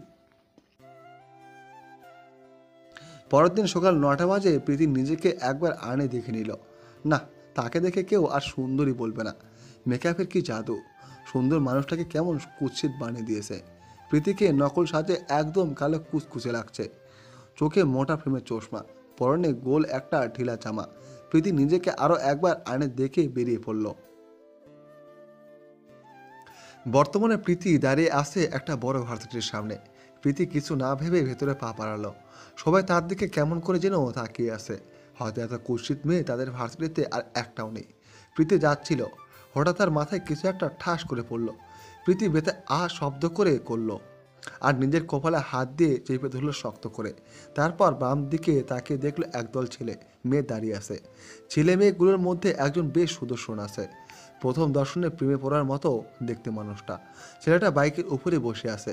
প্রীতিকে তার দিকে তাকিয়ে থাকতে দেখে ছেলেটা বলল, এভাবে ড্যাব ড্যাব করে তাকিয়ে আছো কেন? ভার্সিটিতে নতুন নাকি? প্রীতি বোকার চেহারা করে বলল, জি আমি নতুন। প্রীতির কথা শেষ হতে ছেলেটা একটু ঝুঁকে বলল, তোমার কপালে যে পাথরটা পড়েছে ওটা আমি মেরেছি। এখন থেকে আমাদের দেখলে সালাম দিবে, বুঝেছ? তা কোন ইয়ারে ভর্তি হয়েছো তুমি? 3য় বর্ষের ভাইয়া। আপনি কোন ইয়ারের ভাইয়া? ছেলেটা ভাইয়া ডাক শুনে বিরক্ত হয়। তার চোখ মুখ কুঁচকে আসে। ছেলেটা বেশ শক্ত গলায় বলে, একদম ভাইয়া বলবে না মামুনি। ভাইয়া ডাক আমার পছন্দ নয়। আর তাছাড়া তোমার যে স্ত্রী, তাতে সমস্যা নেই। আর হ্যাঁ, আস্তে আস্তে আমার ব্যাপারে জানতে পারবে। এবার যাও। প্রীতি মাথা নেড়ে হ্যাঁ বোঝালো। তারপর চলে গেল নিজের গন্তব্যে। প্রীতি চলে গেল ভিসির রুমে। ভিসিকে প্রীতি নিজের পরিচয় দিতে তিনি বললেন, আমি গেলাম মুস্তফা, এই ভার্সিটির ভিসি। তুমি এখানের মেয়েদের বাঁচাও মা। আমি কাউকে কিছু বলতেও পারছি না। আমাকে আর 3 মাসের মধ্যে 200 মেয়েকে পাচারকারীদের হাতে তুলে দিতে হবে, নাইলে আমার পরিবারকে নাকি শেষ করে দেবে।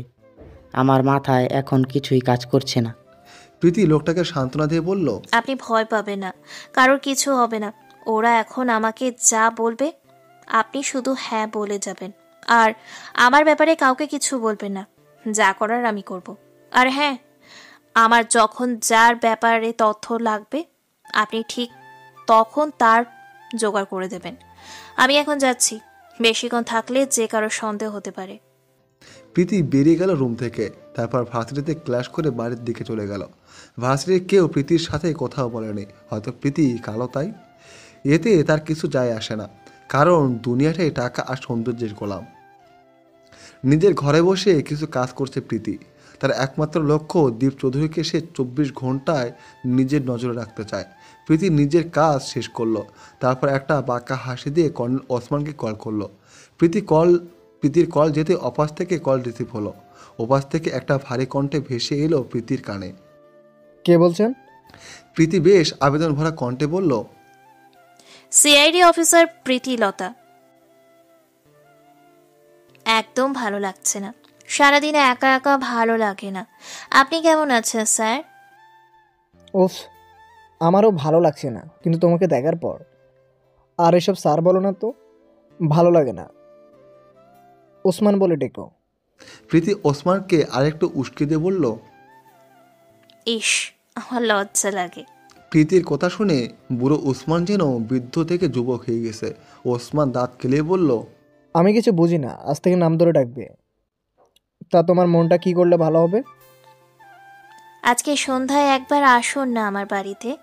আপনি আর আমি না হয় একটু এনজয় করলাম, কি বলেন? ওসমান ঢোক গিল একবার, তারপর বলল, তুমি সত্যি বলছো? প্রীতি এবার বেশ অভিমানী কণ্ঠে বলল, আপনি আমাকে মিথ্যেবাদী ভাবছেন? ঠিক আছে, আসতে হবে না, রাখলাম। নো নো, আমি আসবো। তবে একটা কথা, কাউকে বলবেন না যে আপনি আমার কাছে আসছেন, আর আসার আগে মাঝ রাস্তায় ফোনটা বন্ধ করে দেবেন। কেন, কাউকে বললে কি হবে? আর ফোন কেন অফ করব? উফ, আপনি বলছেন না কেন?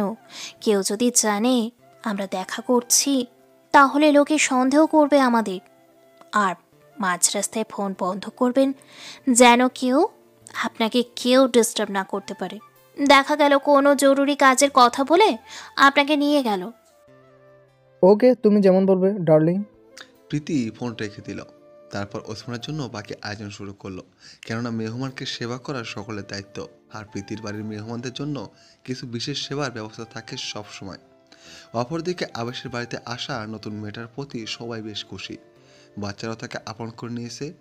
আবেশ আজ বাসে এসে দেখে মেয়েটা তার ছেলে মেয়ের সাথে খেলছে। না, সে ভুল কাউকে নিয়ে আসেনি। অপরদিকে মেয়েটার মনে চলছে অন্য কিছু। এই ভালো ব্যবহারের পেছনে হয়তো অন্য কিছু লুকিয়ে আছে। সন্ধ্যা পার হয়ে গেছে, প্রীতির আয়োজন শেষ। নিজের মা বাবার ছবির হাতে নিয়ে সে বলল, আজ আমি আমার প্রথম লক্ষ্যকে স্বীকার করব, তোমরা আমার জন্য দোয়া করো। প্রীতির কথার মাঝেই কলিং বেল বেজে উঠল। প্রীতি ছবিটা ডয়ারে রেখে দরজার দিকে চলে গেল। প্রীতি দরজা খুলে একটা নেশার দৃষ্টি ওসমানের উপর নিক্ষেপ করলো। ওসমানের যেন প্রাণ যায় যায় অবস্থা প্রীতিকে দেখে। সাদা ফ্রকে একদম পরীর মতো লাগছে তাকে। প্রীতি ওসমানকে নিজের বাড়িতে অতি সম্মানের সহিত ঢুকালো। তারপর তাকে সোফায় বসতে দিয়ে বলল, আসতে কোনো সমস্যা হয়নি তো? না, কোনো সমস্যা হয়নি, তুমি বললে রোজ আসতে পারি আমি। প্রীতি ওসমানের সামনে দাঁড়িয়ে বলল, আপনার ফোনটা কি খোলা? না, তোমার কথা মতো বন্ধ করে ফেলেছি। ও আচ্ছা, কাউকে এখানে আসার কথা বলেছেন? না, কেউ জানে না। আর তখন যে কল করলে ওটা তোমার নাম্বার? ওইটা সময় হলেই জানতে পারবেন। আপনার জন্য আমি একটা স্পেশাল শরবত বানিয়েছি, আমি বরং ওটা নিয়ে আসি। কিছুক্ষণ পর প্রীতি একটা ট্রেতে করে শরবত নিয়ে এলো। তারপর বলল, আসুন স্যার, আপনাকে খাইয়ে দেই। ওসমান বেশ অবাক হয়ে বলল, তুমি আমাকে খাইয়ে দেবে? কেন খাবেন না? দাও খাইয়ে, তোমার হাতে বিষও খেতে পারি আমি। প্রীতি ওসমানকে খুব যত্ন করে শরবত খাতে লাগলো। বোকা ওসমান এক চুমুকে সব শরবত খেয়ে নিল। কিন্তু একই শরবত খাওয়ার পর তার মাথা ঘুরছে, সব ঘোলা দেখছে সে। তারপর আর কিছু মনে নেই ওসমানের। রাত 12টা বাজে। একটা বদ্ধ ঘরের ভেতরে চেয়ারের সাথে ওসমান বাঁধা। ঘরটাতে সামান্য আলো। ওসমান নিজের চোখ আস্তে আস্তে খুলল, কিন্তু একই নড়তে পারছে না সে, কিছু বলতেও পারছে না। তার মুখ যে বাঁধা। ওসমান সামনে তাকিয়ে কিছুটা অবাক হয়ে গেল। প্রীতি দাঁড়িয়ে আছে, কিন্তু তার একই অবস্থা। তার দিকে প্রীতি এমন ভয়ঙ্করভাবে তাকিয়ে কেন আছে? আর প্রীতির হাতে ওটা কি? প্রীতি ওসমানের দিকে তাকিয়ে নিজের কাজ আবার করতে লাগলো। ধারানো চাপাটি আরও ধার দিতে লাগলো, যেন এক নিমিষে যে কোনো কিছু কেটে যাবে চাপাটির আঘাতে। এমনভাবে ধার দিতে লাগলো। এই শোনো না, প্রতিদিন ভালোবাসার নতুন নতুন গল্প পেতে ও শুনতে চাইলে আমাদের আলোর ডায়েরি চ্যানেলটি সাবস্ক্রাইব করে পাশে থাকা বেল আইকনটি বাজিয়ে দিও, কেমন? যারা অল্পতেই ভয় পান দয়া করে আজকের পাঠ পড়বেন না, ভয় পেলে আমার কিচ্ছু করার নাই। প্রীতি চাপাটিটা এক পাশে রাখলো, তারপর একটা কেচে হাতে নিল। ওসমানের কাছে যেয়ে ওর শার্ট কাটতে লাগলো। ওসমানের শার্ট কাটতে কাটতে প্রীতি বলল, কে রে, অবাক হচ্ছিস নাকি? তোকে কেন এভাবে বেঁধে রেখেছি বুঝতে পারছিস না, তাই তো?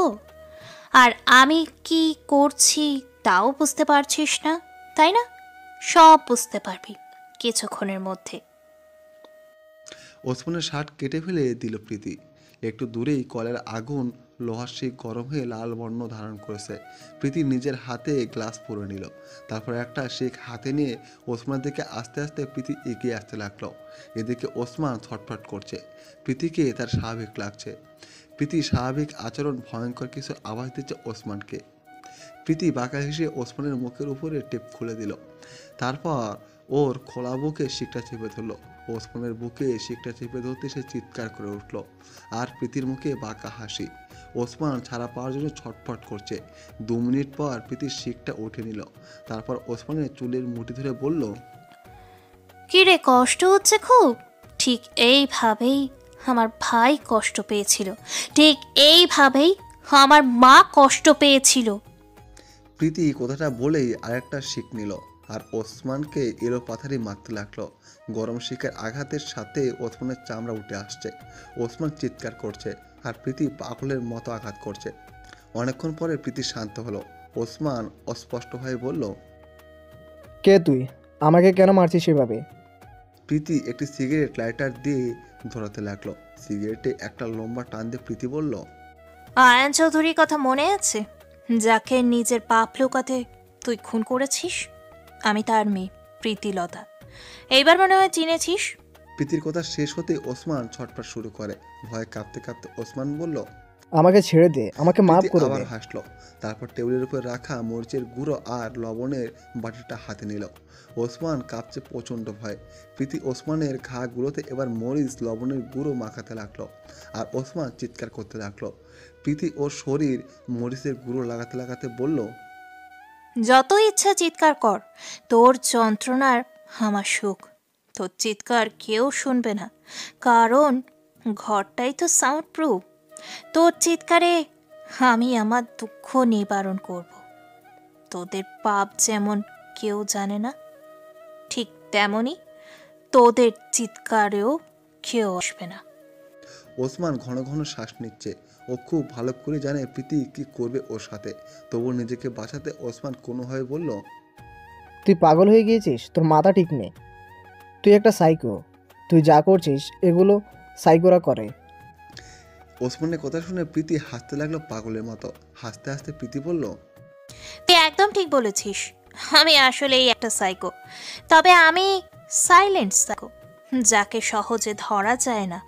1.5 বছর মেন্টাল হসপিটালে ভর্তি কি এমনিই ছিলাম? জানিস, আমাকে ছাড়ার পর ওখানের ডাক্তার আমার পালিত এসপি বাপকে কি বলেছিল?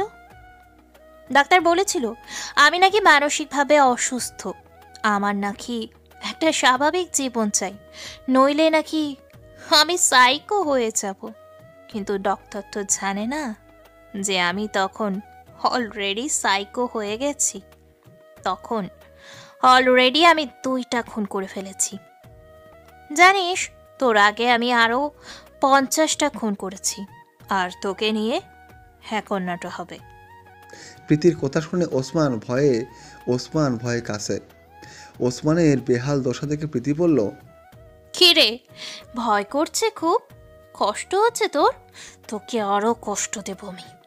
এইভাবেই আমার মা কষ্ট পেয়েছিল যখন তোরা ধর্ষণের পর আমার মায়ের গায়ে সিগারেটের আগুন দিয়েছিস।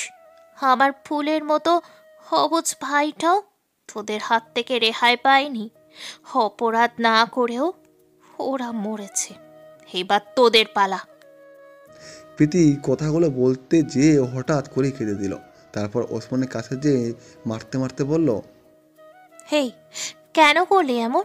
আমার বাবা সৎ মানুষ ছিল, এটাই তার অপরাধ ছিল। আমার মা একজন সৎ ডক্টর ছিল, এটাই তার অপরাধ ছিল। কিন্তু আমার ভাইটার কি অপরাধ ছিল? প্রীতি কাঁদতে কাঁদতে আবার বলল, হেই, কেন তোরা মারলি ওদের? আমি যে তখন খুব কষ্ট পাচ্ছিলাম। তোরা আমার পরিবারকে কেন শেষ করলি? আমাকেও তোরা ছেড়ে দিসনি ওই দিন। তোদের জন্য আজ আমি জন্ম মৃত্যুর মাঝে দাঁড়িয়ে আছি। প্রীতি 2 হাঁটুতে মুখ গুজে কাঁদতে লাগলো। হঠাৎ ওর কান্না বন্ধ হয়ে গেল। প্রীতি নিজের মাথা তুলে ওসমানের দিকে তাকালো। তারপর ঘাড় একপাশে কাত করে প্রীতি হাসতে লাগলো। তারপর ওসমানের কাছে এসে প্রীতি বলল, এবার আমার পালা। তাই তো তোর ফোন মাঝ রাস্তায় বন্ধ করতে বলেছি, যেন তোর ফোনের লাস্ট লোকেশন আন্দাজ না করা যায়, আমাকে যেন কেউ সন্দেহ না করে। তাই তোকে বলতে নিষেধ করেছি আমার কথা। আর আজকে যে নাম্বারটা দিয়ে তোকে কল করেছি, ওটা আজ আমি চুরি করেছি বাস থেকে, যেন আমাকে না ধরা যায়।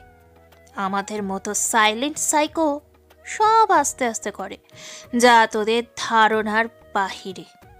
প্রীতি ওসমানের দিকে এগিয়ে আসছে। প্রীতি নিজের হাতে চাপাটি তুলে নিল, তারপর ওসমানের একটা হাত ধরে বলল, এই হাত দিয়ে তুই আমার মায়ের গায়ে হাত দিয়েছিস, তাই না? এই হাত দিয়ে তুই আমার বাবার মাথায় প্রথম আঘাত করেছিস। এই হাত দিয়ে তুই আমার ভাইয়ের গায়ে সিগারেট দিয়ে পুড়িয়ে দিয়েছিস। তোর এই হাত আমি রাখবো না, রাখবো না আমি তোর এই হাত। প্রীতি এক কোপে ওসমানের ডান হাতে কবজিটা কেটে ফেলল। ওসমান গগন কাঁপানো চিৎকার করে উঠল। প্রীতির চেহারায় এখন হিংস্রতা ভর করেছে, মায়াবী চোখ দুটো আগুনের মতো লাল হয়ে গেছে। প্রীতি ওসমানের দিকে তাকে আবারও বলল, তুই আমার বাবাকে আগে আঘাত করেছিস, তাই না? আমার বাবা যতটা কষ্ট পেয়েছিল, আজ সেই সব কষ্ট তোকে আমি ফেরত দেব। প্রীতি ওর পাশে থাকা লোহার রড দিয়ে ওসমানের মাথায় এলো পাথারি মারতে লাগলো। একের পর এক আঘাত দিতেই লাগলো। ওইদিকে ওসমানের মাথায় যে এক পাশে থিতলে গেছে, সেদিকে ওর হুঁশ নেই। একের পর এক আঘাত সে করতে লাগলো। আজ ওর মাথায় খুন চেপেছে। ওসমান মারা গেছে অনেক আগে। প্রীতি ওসমানের দিকে তাকিয়ে হাসলো আবারও। তারপর ওসমানের রক্ত নিজের শরীরে মাখতে লাগলো। ওর মাথায় কাজ করছে না। রক্তমাখা শরীরটা নিয়ে প্রীতি ফ্লোরে হাঁটু ভাঁজ করে বসে রইল। হঠাৎ মনে হলো অন্ধকার ঘরে কেউ যেন প্রীতিকে বলছে, কিরে, আজও একটা খুন করলি? প্রীতি পাশে তাকালো, তারপর হেসে বলল, হ্যাঁ, আমি খুন করেছি। ওরা তোমাদের মেরেছে, এবার আমার পালা। আর তুমি বারবার কেন আসো আমার কাছে? তুমি জানো না ডাক্তার কি বলেছে? ডাক্তার বলেছে আমি নাকি কল্পনায় তোমাকে দেখি। এটা আমার মানসিক রোগ।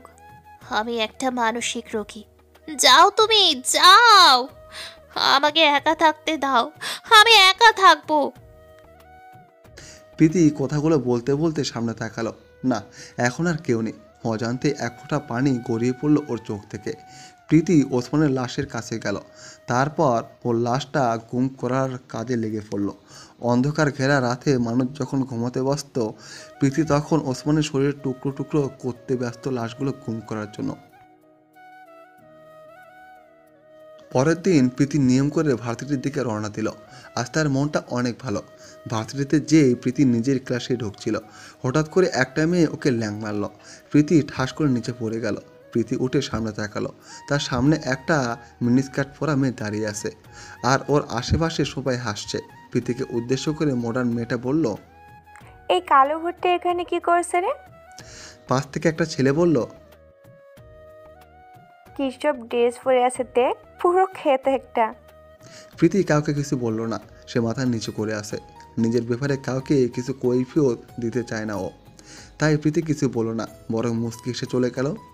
অন্যদিকে প্রীতিকে ফেলে দেয়া মেয়েটা অবাক হলো, কারণ অন্য কেউ হলে তো তার সাথে ঝগড়া করত, কিন্তু এই মেয়ে কি কোনো কথাই বললো না।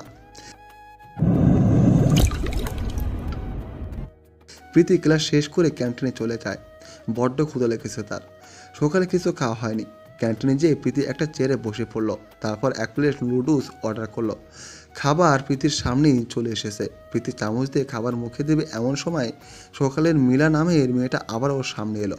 প্রীতি এক পলক ওর দিকে তাকিয়ে আবারও খাবারে মনোযোগ দিল, কিন্তু প্রীতি খাবার মুখে দেওয়ার আগেই মিলা এক প্যাকেট মরিচের গুঁড়ো ঢেলে দিল খাবারে। প্রীতি খাবারের দিকে তাকিয়ে আসে। মিলা তার সঙ্গীদের সাথে দাঁড়িয়ে হাসতে হাসতে বলল, কুকুরের পেটে যেমন ঘি হজম হয় না, ঠিক তেমনি তোর পেটেও এই ক্যান্টিনের খাবার ঢুকবে না, কালো ভূত একটা। মিলা কথাটা বলে প্রীতির সামনে চেয়ারে বসে পড়ল। প্রীতি এখনও খাবারের দিকে তাকিয়ে আছে। প্রীতি এবার মিলার দিকে তাকিয়ে মুচকে হাসলো। প্রীতির এই হাসিটা অস্বাভাবিক লাগছে মিলার কাছে। চামচ দিয়ে প্রীতি মরিচের গুঁড়োগুলো লুডুসে মাখতে লাগলো। তারপর রক্তের মতো লাল লুডুসগুলো খেতে লাগলো মিলার দিকে তাকিয়ে। মিলা সহ বাকি সবাই অবাক চোখে প্রীতির দিকে তাকিয়ে আছে। এত ঝাল একটা মানুষ কীভাবে খেতে পারে? প্রীতি খেতে খেতে মিলার দিকে তাকিয়ে থাকলো। ওর চোখ দুটো লাল টকটক হয়ে গেছে। প্রীতি বাঁকা হেসে বলল, আমার দিকে হাত বাড়াতে চেও না, ওই হাত পুড়ে যাবে। আমার থেকে দূরে থাকো। আর কি বললে? আমার পেটের এখানে খাবার ঢুকবে না? আমি চাইলে যে কি কি করতে পারি তা তোমার ধারণাতেও নেই, তাই কেটে পড়ো এখান থেকে। মীরা সহ্য হলো না প্রীতির কথা, বড্ড অপমান বোধ করলো সে, তাই চিৎকার করে মীরা বলল, আমার সাথে এখানে কেউ ভয়ে মাথা তুলে কথা বলে না, আর তুমি আমাকে ভয় দেখাচ্ছ? জানো আমার ভাই এখানের ভিপি। পাতলা টিস্যু দিয়ে মুখ মুছে প্রীতি উপহাস করে বলল, তোমার ভাই বিবি হোক আর যেই হোক, তাকে আমি ভয় পাই না। দাঁড়াও, আমি এক্ষুনি ভাইয়াকে ডাকছি। এই এই তোরা ভাইয়াকে ডেকে নিয়ে আয়। প্রীতি পাত্তা দেয় না মিলার কথায়, সে চলে যায় বই পড়তে। পাঠগারের ভেতরে বর্তমানে বসে আছে প্রীতি, একটা চেয়ারে বসে সে বই পড়ছে। একটু আগে কয়েকটা ছেলে মেয়ে মিলার বড় ভাই ভিপিকে ডাকতে গেছে, কিন্তু তাতে প্রীতির কিছু যায় আসে না। হঠাৎ একটা পুরুষ কণ্ঠ প্রীতির কানে ভেসে এলো। পরিচিত কণ্ঠে বুঝতে পেরে প্রীতি মাথা তুলে তাকালো। সামনে থাকা লোকটাকে দেখেই প্রীতির রাগ হলো খুব। এই বজ্জাত লোকটা নাকি এখানের ভিপি। লোকটা এসে মিলাকে বলল, কি হয়েছে, ডেকেছিস কেন? আর কে তোর সাথে খারাপ ব্যবহার করেছে? মিলা নেকে কান্না করতে করতে প্রীতিকে দেখে দিল। সুদর্শন দেখতে ছেলেটা যে বেশ অহংকারী তা প্রীতি বুঝে ফেলেছে। ছেলেটা প্রীতির কাছে এসে বলল, তোমার সাহস কি করে হয় এই নির্ঝর শাহরিয়ার বোনকে অপমান করার?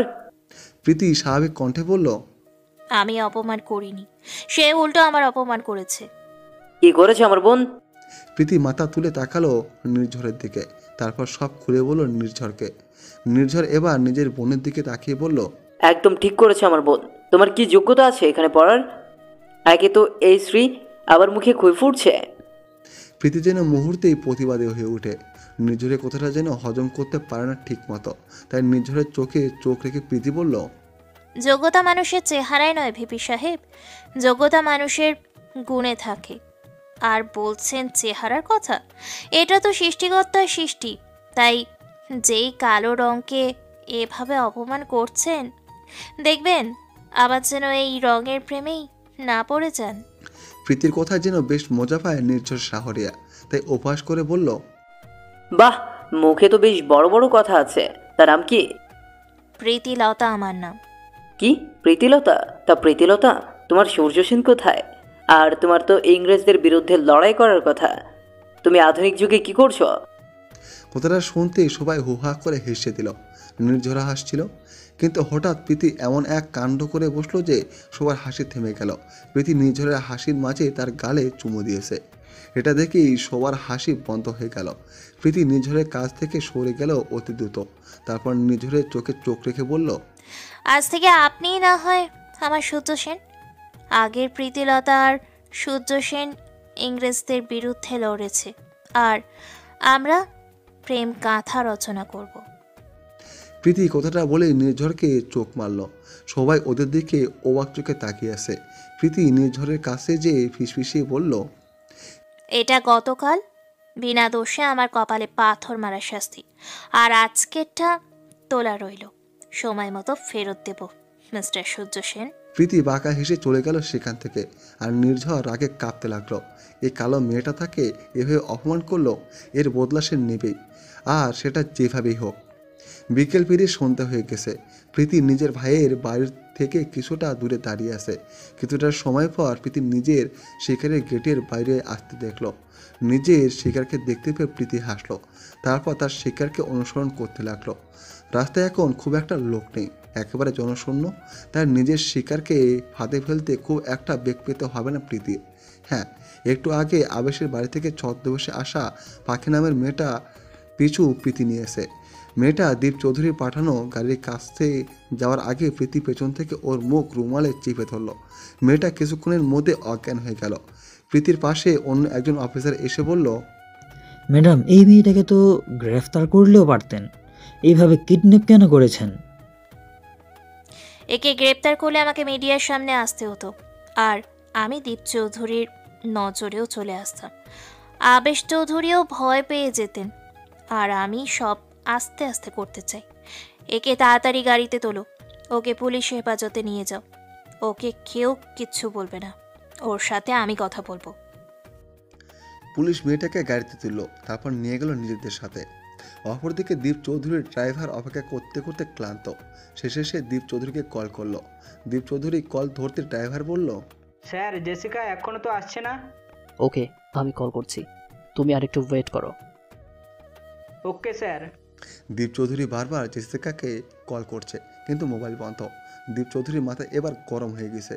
তিনি তার মোবাইলটা একটা আছাড় মারলো, তারপর বলল, ওই ওসমানও আমার কল ধরছে না কাল থেকে, আর এখন ওই জেসিকাও ধরছে না। কি হচ্ছে সবার সাথে কিছুই বুঝতে পারছি না। এখন আমাকে সতর্ক হতে হবে। রাত 12টা বাজে। পুলিশের টর্চার সেল থেকে চিৎকারের আওয়াজ আসছে। জেসিকাকে প্রীতি লাঠি দিয়ে একের পর এক আঘাত করছে। একটু আগে তার জ্ঞান এসেছে। সেলের বাইরে থাকা পুলিশটা ঘামছে ভয়। সেলের ভেতরে কেউ ঢুকতে পারছে না। নতুন মেয়ে অফিসার যে এতটা ভয়ঙ্কর তাকে বুঝতে পারেনি। প্রীতি নির্মম আঘাত জেসিকা আর সহ্য করতে না পেরে বলল, আমাকে ছেড়ে দিন দয়া করে, আমি সব বলছি। প্রীতি পৌঁছাশে হাসি দিয়ে বলল, এই তো এতক্ষণে মুখে বলি ফুটেছে। বল, কেন গিয়েছিলে আবেশ চৌধুরীর বাড়িতে? আবেশ চৌধুরী চাচাতো ভাই আমাকে 2 কোটি টাকার বিনিময়ে ওই বাড়িতে পাঠিয়েছে আবেশ চৌধুরীর ছেলে মেয়েকে মারতে। কেন মারতে চাইছে ওদের? সম্পত্তির জন্য, কিন্তু আরও কারণ আছে তা আমি জানি না। তোরা কবে বাচ্চা দুটোকে মারার প্ল্যান করেছিস বল? কাল ওদের কিডন্যাপ করে মারার প্ল্যান করা হয়েছে। তারপর আরও অনেক তথ্য জেসিকার কাছ থেকে প্রীতি জেনে নিল। তারপর আরও অনেক তথ্য জেসিকার কাছ থেকে প্রীতি জেনে নিল। অতঃপর ওকে ছেড়ে দিল। বেশ কিছুক্ষণ পর প্রীতি বাইরে বের হলো, কিন্তু বাকি অফিসারদের ভেতরে যেতে নিষেধ করলো। প্রীতি বাইরে এসে বাইকে করে বাড়ির দিকে রওনা দিল, কেননা এখন তাকে বাড়িতে যেতে হবে আর পরবর্তী কাজের পরিকল্পনা করতে হবে ঠান্ডা মাথায়। পরের দিন সকালে প্রীতি ঘুমিয়েছিল। হঠাৎ ওর মোবাইলে একটা কল এলো। প্রীতি জানে কে কল করেছে। প্রীতি কলটা রিসিভ করে বলল, হ্যাঁ শান্ত, বলুন। ওপাশ থেকে অফিসার শান্ত বেশ ভীতু কণ্ঠে বলল, ম্যাডাম, কালকের মেয়েটা মারা গেছে। আজ সকালে কনস্টেবল যেয়ে দেখে মেয়েটার মুখে সাদা ফেনা। পরে আমরা খবর পেয়ে ভেতরে যেয়ে দেখি সে মারা গেছে। কিছু তো জানতেও পারলাম না। কাল এত মারলেন তাও নাকি সে কিছু বলেনি। আর আমরাও কাল রাতে আর জেলের ভেতর যাইনি। এখন কি হবে ম্যাম? মেয়েটা মনে হয় কথা গোপন করতে নিজের শরীরের নিজেই বিষ প্রয়োগ করেছে। সবাই সন্দেহ করছে বিষটা ওর কাছেই ছিল। আমরা ওকে চেক করিনি, তাই জানতে পারিনি হয়তো। তোমরা ওয়েট করো, আমি আসছি। প্রীতি কথাটা বলেই ফোনটা রেখে দিল। জেসিকার লাশটা প্রীতি দেখেছে। মুখটা কেমন মলিন হয়ে আসে। কাল রাতের মারের দাগ শরীরে ফুটে উঠেছে। প্রীতি শান্তকে বলল, শান্ত, লাশটা কবর দেওয়ার ব্যবস্থা করুন, আমার কাজ আছে, আমি যাচ্ছি। প্রীতি কথাটা বলেই বের হয়ে গেল। অন্যদিকে দীপ চৌধুরী আর তার ছেলে দিহান সোফায় বসে আছে। দীপ চৌধুরী ছেলের দিকে তাকিয়ে বলল, তুই কাকে ভাড়া করেছিস? হ্যাঁ, শালি আমার ফোন তুলছে না এখন। আবেশের ছেলে মেয়েকে মারতে হবে যে কোনো মূল্যে। তুমি কোনো চিন্তা করো না বাবা, আজকেই ওই আবেশের ছেলে মেয়ের শেষ দিন হবে। আজকে স্কুল শেষ করে ওরা যখন বের হবে, তারপর যখন রাস্তা পার হতে যাবে, ঠিক তখনই গাড়ি দিয়ে একদম চাপা দিয়ে দেব। যা করার তাড়াতাড়ি কর বাবা, নইলে এতদিনের সাজানো প্ল্যান সব নষ্ট হয়ে যাবে। দিহান নিজের বাবাকে সান্ত্বনা দিয়ে বেরিয়ে গেল। বেলা 11টা বাজে। দিহান গাড়ি নিয়ে অপেক্ষা করছে। গাড়ির ড্রাইভার সহ আজ আবেশের ছেলে মেয়েকে সে শেষ করে দেবে। স্কুলের ভেতর থেকে ঘন্টার আওয়াজ আসতে দিহান পৌঁছাশে হাসি দিল। অপেক্ষা করছে কখন তারা বের হবে। দিনের অপেক্ষার পোস্ট শেষ করে আবেশের ছেলে মেয়ে বেরিয়ে এলো। ছেলেটা বড্ড দুষ্ট, শুধু এদিক ওদিক দৌড় দেয়। আবেশের ড্রাইভার ছেলেটাকে কোলে নিয়ে নিল আর মেয়েটার হাত ধরে রাস্তা পার হবে। আর এদিকে দিহান তার গাড়ি স্টার্ট দিল। দিনের গাড়ি অতি দ্রুত বেগে এগিয়ে আসছে ওদের দিকে। রাত 10টা বাজে। আবেশের বাড়িতে কান্নার রোল পড়ে গেছে। আবেশের স্ত্রী নিরুপমা ছেলেমেয়ের জন্য পাগল প্রায়। আবেশের অবস্থা ভালো না, পাগলের মতো পুলিশের কাছে দৌড়াচ্ছে। সারাদিন নিজের ছেলে মেয়েকে হারিয়ে তার মাথাও ঠিক নেই। নিরুপমা পাগলের মতো বিলাপ করছে। আবেশকে দেখেই নিরুপমা ছুটে আসে ওর কাছে, তারপর বলল, ওদের খোঁজ পেয়েছো? আবেশ মাথা নিচু করে রইল। নিরুপমা কাঁদতে কাঁদতে বলল, আমার ছেলে মেয়েকে এনে দাও, আমার তো ওদের ছাড়া আর কেউ নেই। তুমি আমার কথা বলো, আমার ছোট ছোট ছেলে মেয়ে। আবেশ তো কিছু বলুন, আমার ছেলে মেয়েকে ফেরত দাও আমার কোলে। চিৎকার করে কথাগুলো বলতে বলতে স্বামীর বুকে নেতে পড়েছে আবার সে। দুপুর থেকে এ পর্যন্ত কয়েকবার নিজের জ্ঞান হারিয়েছে সে। মায়ের ভালোবাসার কাছে দুনিয়ার সব কিছুই তুচ্ছ। মা বাবা নিজের জীবন বিপন্ন করতে ভাবে না, কিন্তু সন্তানের সামান্যতম কষ্ট তাদের সহ্য হয় না। আর সেখানে যদি সারাদিন যাবৎ নিজের ছোট দুইটা ছেলে মেয়ে নিখোঁজ থাকে, তাহলে কোনো বাবা মার মাথা ঠিক থাকে না। আবেশের ছেলে মেয়ে আজ কিডন্যাপ হয়েছে, কে করেছে এই ব্যাপারে কেউ কিছুই জানে না। সবার সামনে থেকে ছেলে মেয়ে দুটাকে কেউ তুলে নিয়ে গেছে। ফ্ল্যাশব্যাক, দিয়ান গাড়ি নিয়ে আসতেছিল ওদের দিকে। হঠাৎ করে দেখলো অন্য আরেকটা গাড়ি সেখানে তার আগে এসেছে এবং গাড়ির ভেতর থেকে নাক মুখ ঢাকা একটা মেয়ে বের এসেছে। মেয়েটা বের হয়ে আবেশের ড্রাইভারের মাথায় বন্দুক তাক করে। আশেপাশে সবাই ভয় কাঁপছে বন্দুক দেখে। দিয়ানও আর গাড়ি নিয়ে সামনে গেল না। যদি ওর কাজটা অন্য কেউ করে দেয় তাহলে সমস্যা কী? দিয়ান আরও একটা কথা ভাবলো, হয়তো এই মেয়েকে ওর বাবাই পাঠিয়েছে, তাই দূরে বসে সব দেখতে লাগলো। ড্রাইভারের মাথায় বন্দুকটা ধরেই মেয়েটা বলল, ছেলে মেয়ে দুটাকে গাড়িতে রাখো তাড়াতাড়ি। ড্রাইভার নিজের প্রাণ বাঁচাতে তাই করলো। মেয়েটা ড্রাইভারের মাথায় বন্দুক ধরে গাড়িতে উঠে বসলো। তারপর ড্রাইভারকে ধাক্কা দিয়ে ফেলে দিল আর ছেলে মেয়ে দুটোকে নিয়ে চলে গেল। দিয়ান ফোন বের করে ওর বাবাকে কল করলো। ফোন রিসিভ হতে দিয়ান বলল, বাবা, তুমি তো পুরোই পাকা খেলোয়াড়। কি সব বাজে বাজে কথা বলছিস? কেন, তুমি আমাকে আগে বললে না যে আবেশের ছেলে মেয়ে কিডন্যাপ করাতে তুমি লোক পাঠাচ্ছ? কি সব উল্টাপাল্টা বলছিস? আমি কোনো লোক পাঠাইনি। তাহলে এইমাত্র যে আবেশের ছেলে মেয়েকে একটা মেয়ে কিডন্যাপ করে নিয়ে গেল। কি বলছিস এইসব? ওরা কোথায়? গাড়ি নিয়ে চলে গেছে বাবা। তাড়াতাড়ি পেছনে ওই মেয়ের, ছাগল একটা। দিয়ান গাড়িলে ছুট লাগায়, কিন্তু ওই গাড়িটাকে আর খুঁজে পায় না। অন্যদিকে ড্রাইভার আবেশকে কল করে সব জানিয়ে দেয়। আবেশ কিডন্যাপের কথা শুনেই ধপ করে বসে পড়ে। বর্তমানে আবেশের কাছে দীপ চৌধুরী এসে বলল, বৌমাকে ঘরে নিয়ে যা, আমি ডাক্তারকে কল করছি। পুলিশ ওদের খুঁজছে, চিন্তা করিস না। আবেশ হাত দিয়ে চোখের পানি মুছে স্ত্রীকে কোলে তুলে নিলেন। স্ত্রী আর সন্তান ছাড়া তার তো আর কেউ নেই। আল্লাহ কেন বারবার তার থেকে আপন জনদেরই কেড়ে নেয় আবেশ তা জানে না। স্ত্রীকে কোলে নিয়ে উপরে উঠে গেল আবেশ। অন্যদিকে হঠাৎ করে দীপ চৌধুরীর মোবাইলে কল এসেছে। দীপ চৌধুরী হঠাৎ করে বিরক্ত হলো। কলটা রিসিভ করে দীপ চৌধুরী বলল, কে বলছেন? ওপাশ থেকে আওয়াজ এলো, আমি তোর জম বলছি। কি সব বাজে বাজে কথা বলছেন? কে আপনি? আবেশ চৌধুরীর ছেলে মেয়েকে আজ যে কিডন্যাপ করেছে আমি সে বলছি। বড় খারাপ লাগছে, তোমার প্ল্যানটা সাকসেস হলো না আজকের পর আর কখনো হবেও না। কে তুই? তাড়াতাড়ি বল। আপনি থেকে সোজা তুই? তোদের ভাড়া করা ওই জেসিকাকে উপরে পাঠিয়ে দিয়েছি। তোর প্রাণপ্রিয় বন্ধু ওসমানকেও ওপারে পাঠিয়েছি। সামনে তোর ছেলের পালা, রেডি থাক। তুই কে? এই কে তুই? চিৎকার করে আমি বললাম। ওপাশ থেকে এবার শুধু একটা আওয়াজ দীপ চৌধুরী কানে এলো, আর তাহলে প্রীতিলতা। তারপর ফোনটা কেটে গেল। দীপ চৌধুরী এসির মধ্যে ঘামতে লাগলো। তবে কি সে ফিরে এসেছে? 14 বছর আগে অল্পে কি তাহলে সে মরেনি? কিন্তু চোখের সামনে সে প্রীতিলতাকে মরতে দেখেছে। তাহলে এটা কে? না না না, এটা প্রীতিলতা হতেই পারে না। সে ধপ করে সবাই বসে পড়ল। প্রায় 30 মিনিট পর আবেশের স্ত্রী নিরুপমার চোখ খুলে তাকায়। স্বামীর বুকেই কান্নায় ভেঙে পড়ে সে। আবেশও কাঁদছে স্ত্রীকে ধরে। প্রীতিও বাসে এসেছে একটু আগে। ফ্রেশ হয়ে রান্নাঘরে গেল সে। তারপর কিছু খাবার রান্না করে নিজের ঘরে চলে গেল। তার সামনে দুটো পুতুল বাচ্চা বসে আছে।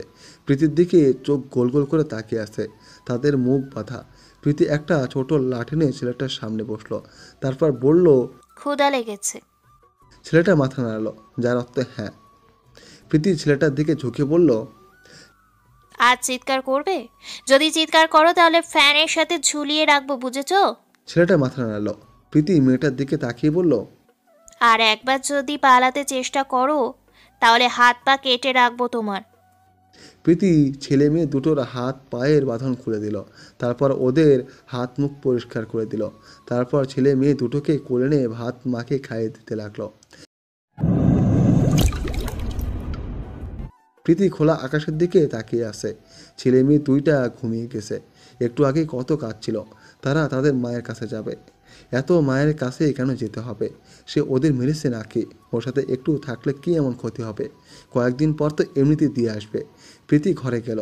তারপর ছেলে মেয়ে দুটোকে নিজের বুকে নিয়ে চোখ বন্ধ করলো। এখন বেশ ভালো লাগছে প্রীতির। ফজরের আজান কানে আসতে প্রীতির ঘুম ভেঙে গেল। সে নামাজ পড়ে কিচেনে চলে গেল। রান্নাটা বেশ ভালো না পারলেও মোটামুটি রান্না পারে প্রীতি। এখন তো আবার ছেলে মেয়ে দুটো আসে, ওদের জন্য নাস্তা বানাতে হবে। প্রীতি নাস্তা বানিয়ে বেডরুমে গেল। সে রুমে গিয়ে যা দেখলো তাতে ওর চোখ কপালে উঠে গেছে। তার ভাইয়ের ছেলেটা ওয়াশরুমের সামনে দাঁড়িয়ে বলছে, বের হো বলতে আমার হেতু। প্রীতি বুঝতে পারছে না ছেলেটা কাকে ডাইনি বলছে। প্রীতি মুখে রাগ ফুটিয়ে বলল, এইসব কোন ধরনের কথা? আর কাকে তুমি ডাইনি বলছো? হ্যাঁ, আমার হেতু। আমি আর পাচ্ছি না। প্রীতি কেন যেন ছেলেটার কথা শুনে খুব হাসি পাচ্ছে। কিভাবে দাঁত চিবিয়ে কথা বলছে। প্রীতি নিজের হাসি আটকে বলল, তুমি আমার সাথে চলো, আমি তোমাকে অন্য ওয়াশরুমে নিয়ে যাচ্ছি। ছেলেটা প্রীতির পিছু পিছু গেল। একটু পরে ছেলেটাকে নিয়ে আবার ঘরে এলো। এসে এমা হেসে দেখে মেয়েটা কেঁদে চোখ ফুলে ফেলেছে। ছোট মেয়েটা নিজের ভাইকে দেখে ভ্যা ভ্যা করে কেঁদে দিল। মেয়েটা কাঁদতে কাঁদতে বলল, তুই কোথায় গিয়েছিলি ভাই? আমি ভেবেছিলাম এই আন্টিটা হয়তো তোকে মেরে ফেলেছে। ছোট মেয়েটার কথা কানে যেতেই প্রীতির চোখে জল রাশি জমা হলো। সত্যি কি সে এত খারাপ? হয়তো খুন করতে করতে চেহারে খুনের ছাপ বসে গেছে। প্রীতি ওয়াশরুমের ভেতরে গেল। আয়না নিজের চেহারা দেখতে লাগলো। তারপর নিজের হাত দেখতে লাগলো। কই, তার চেহারা তো ঠিকই আছে। তাহলে বাচ্চা দুটো কেন ওর কাছে থাকতে চায় না? প্রীতি নিজের চোখের পানি মুছতে লাগলো। প্রীতি একটু পর নিজেকে সামলে বেরিয়ে এলো। ছেলে মেয়ে দুটো বিছানায় বসে আছে। প্রীতি ওদের কাছে যেয়ে বলল, চলো ফ্রেশ হবে, আমি সারাদিন বাসায় থাকবো না, এখন একেবারে গোসল করবে চলো। প্রীতি খুব সুন্দর করে এক এক করে গোসল করে দিল। কিন্তু বিপত্তি ঘটলো ছেলেটার কাপড় পাল্টাতে যেয়ে। মেয়েটার থেকে ছেলেটা বেশ লাজুক। প্রীতি যখনই ছেলেটার কাপড় পাল্টাতে যাবে তখন ছেলেটা চিৎকার করে বলল, প্লিজ আমাকে ছেড়ে দাও, আমাকে নেন তো করো না। তোমার ভেজা কাপড়টা পাল্টাও, তোমার ঠান্ডা লাগবে তো। ছেলেটা হাত দিয়ে নিজের চোখ ঢাকলো। তারপর লাজুক হেসে বলল, তুমি তো মেয়ে, আর আমার মেয়েদের সামনে লজ্জা করে। এতটুকু একটা ছেলের এত লজ্জা! প্রীতির কানে কথাটা যেতেই সে হুহা করে হেসে দেয়। হাসতে হাসতে তার পেট ব্যথা করছে।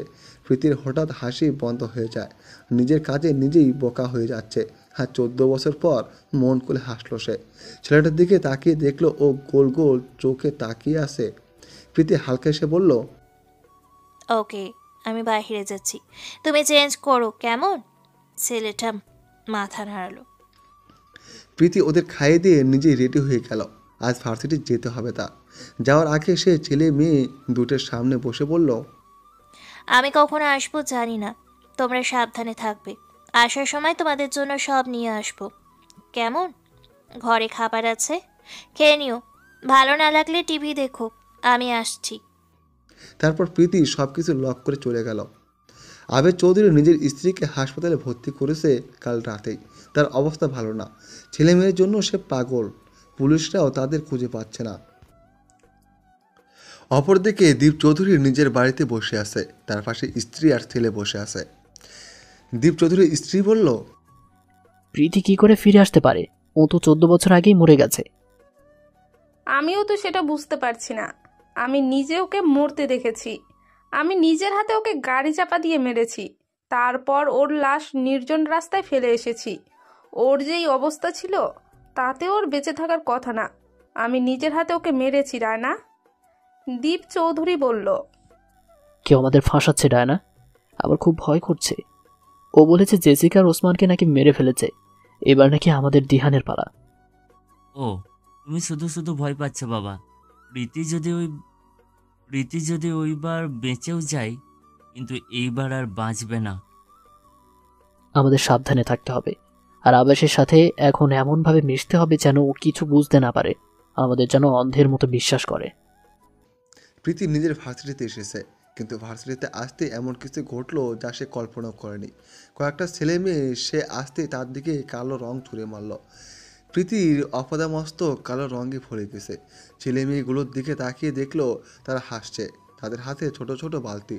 ভার্সিটির সবাই হাসছে তাকে দেখে। হঠাৎ হঠাৎ তাদের মধ্যে থাকা একটা চিরচেনা সুর প্রীতির কানে এলো। সামনে তাকিয়ে দেখলো ভার্সিটির ভিপি নির্ঝর শাওরিয়া দাঁড়িয়ে আছে। সে মিটিমিটি হাসছে। নির্ঝর নিজের বোনের দিকে তাকিয়ে বলল, কে রে মিলা, কেমন দিলাম? মিলা প্রীতির চারদিকে ঘুরতে ঘুরতে বলল, বাহ ভাইয়া, এই কালো ভূতটাকে এখন তো চিনাই যাচ্ছে না, একদম সত্যিকারের ভূতের মতো লাগছে, তবে সেই লাগছে। নির্ঝর প্রীতির দিকে এগিয়ে এসে বলল, এটা আমার বোনকে অপমানের শাস্তি, বাকিটা তোলা রইল মিস প্রীতিলতা। প্রীতি নির্ঝরের দিকে তাকিয়ে বলল, আপনি যদি আমার সূর্য সেন হন তাহলে আমিও প্রীতিলতা। এবার দেখুন আমার কাজ। প্রীতি কথাটা বলে নির্ঝরকে জড়িয়ে ধরল। তারপর নির্ঝরের দুই গালে নিজের গাল ঘষল। নির্ঝর প্রীতিকে ছাড়তে পারছে না। প্রীতি নির্ঝরের গলায় মুখ ঘষতে ঘষতে বলল, এমন করে রোজ আমায় রং মাখিয়ে দিও সূর্য সেন। রং মাখার পর তোমায় না হয় এভাবেই আদর দিলাম, কি বলো সোনা? নির্ঝর প্রীতিকে একটা ধাক্কা দিল। প্রীতি কিছুটা পিছিয়ে গেল। নির্ঝরের চোখ লাল হয়ে গেছে রাগে। রাগে কাঁপছে সে। ওর কপালে রগটা ফুলে উঠেছে। নির্ঝর পারছে না এখন প্রীতিকে গলা টিপে মারতে। নির্ঝর চেঁচিয়ে বলল, নির্ঝর কথাটা বলেই চলে গেল। প্রীতির চোখে পানি। হয়তো শরীরের রং এর জন্য কেউ দেখতে পায়নি। প্রীতি চোখের পানি হাত দিয়ে মুছে নিল। তারপর ভাতৃ থেকে বের হয়ে গেল।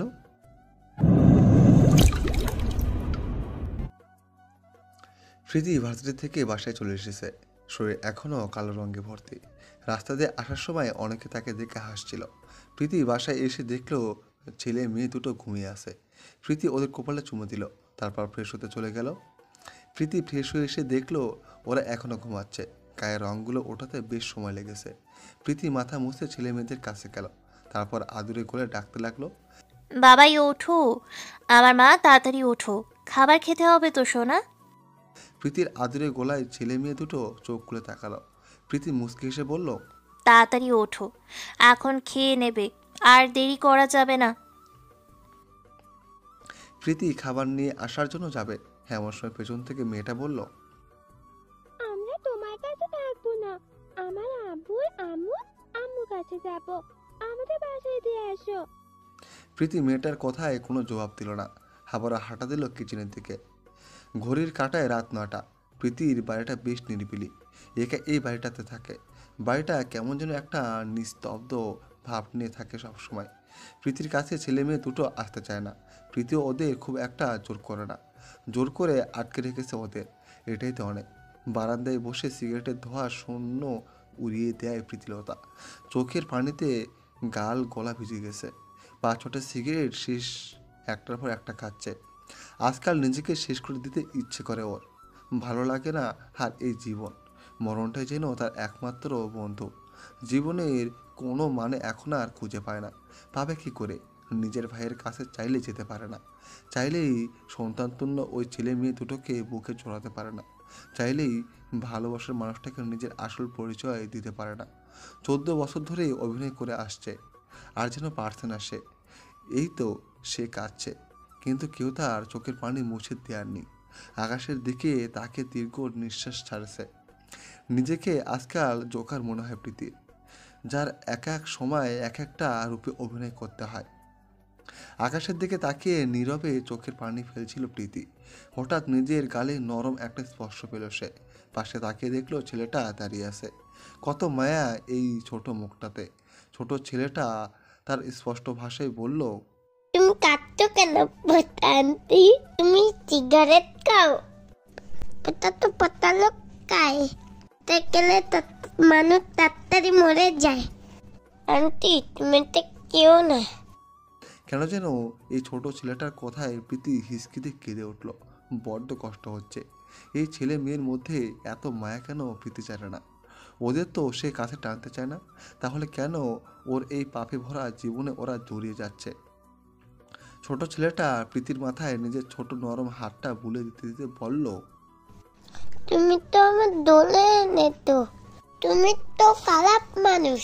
খারাপ মানুষ এভাবে কাঁদে, আর তুমি আমাকে না মেনে এভাবে আদর কেন করছো? প্রীতি কাঁদতে কাঁদতে বলল, এইরকম ছোট ছোট মা বাবাকে কেউ মারে নাকি বাবাই?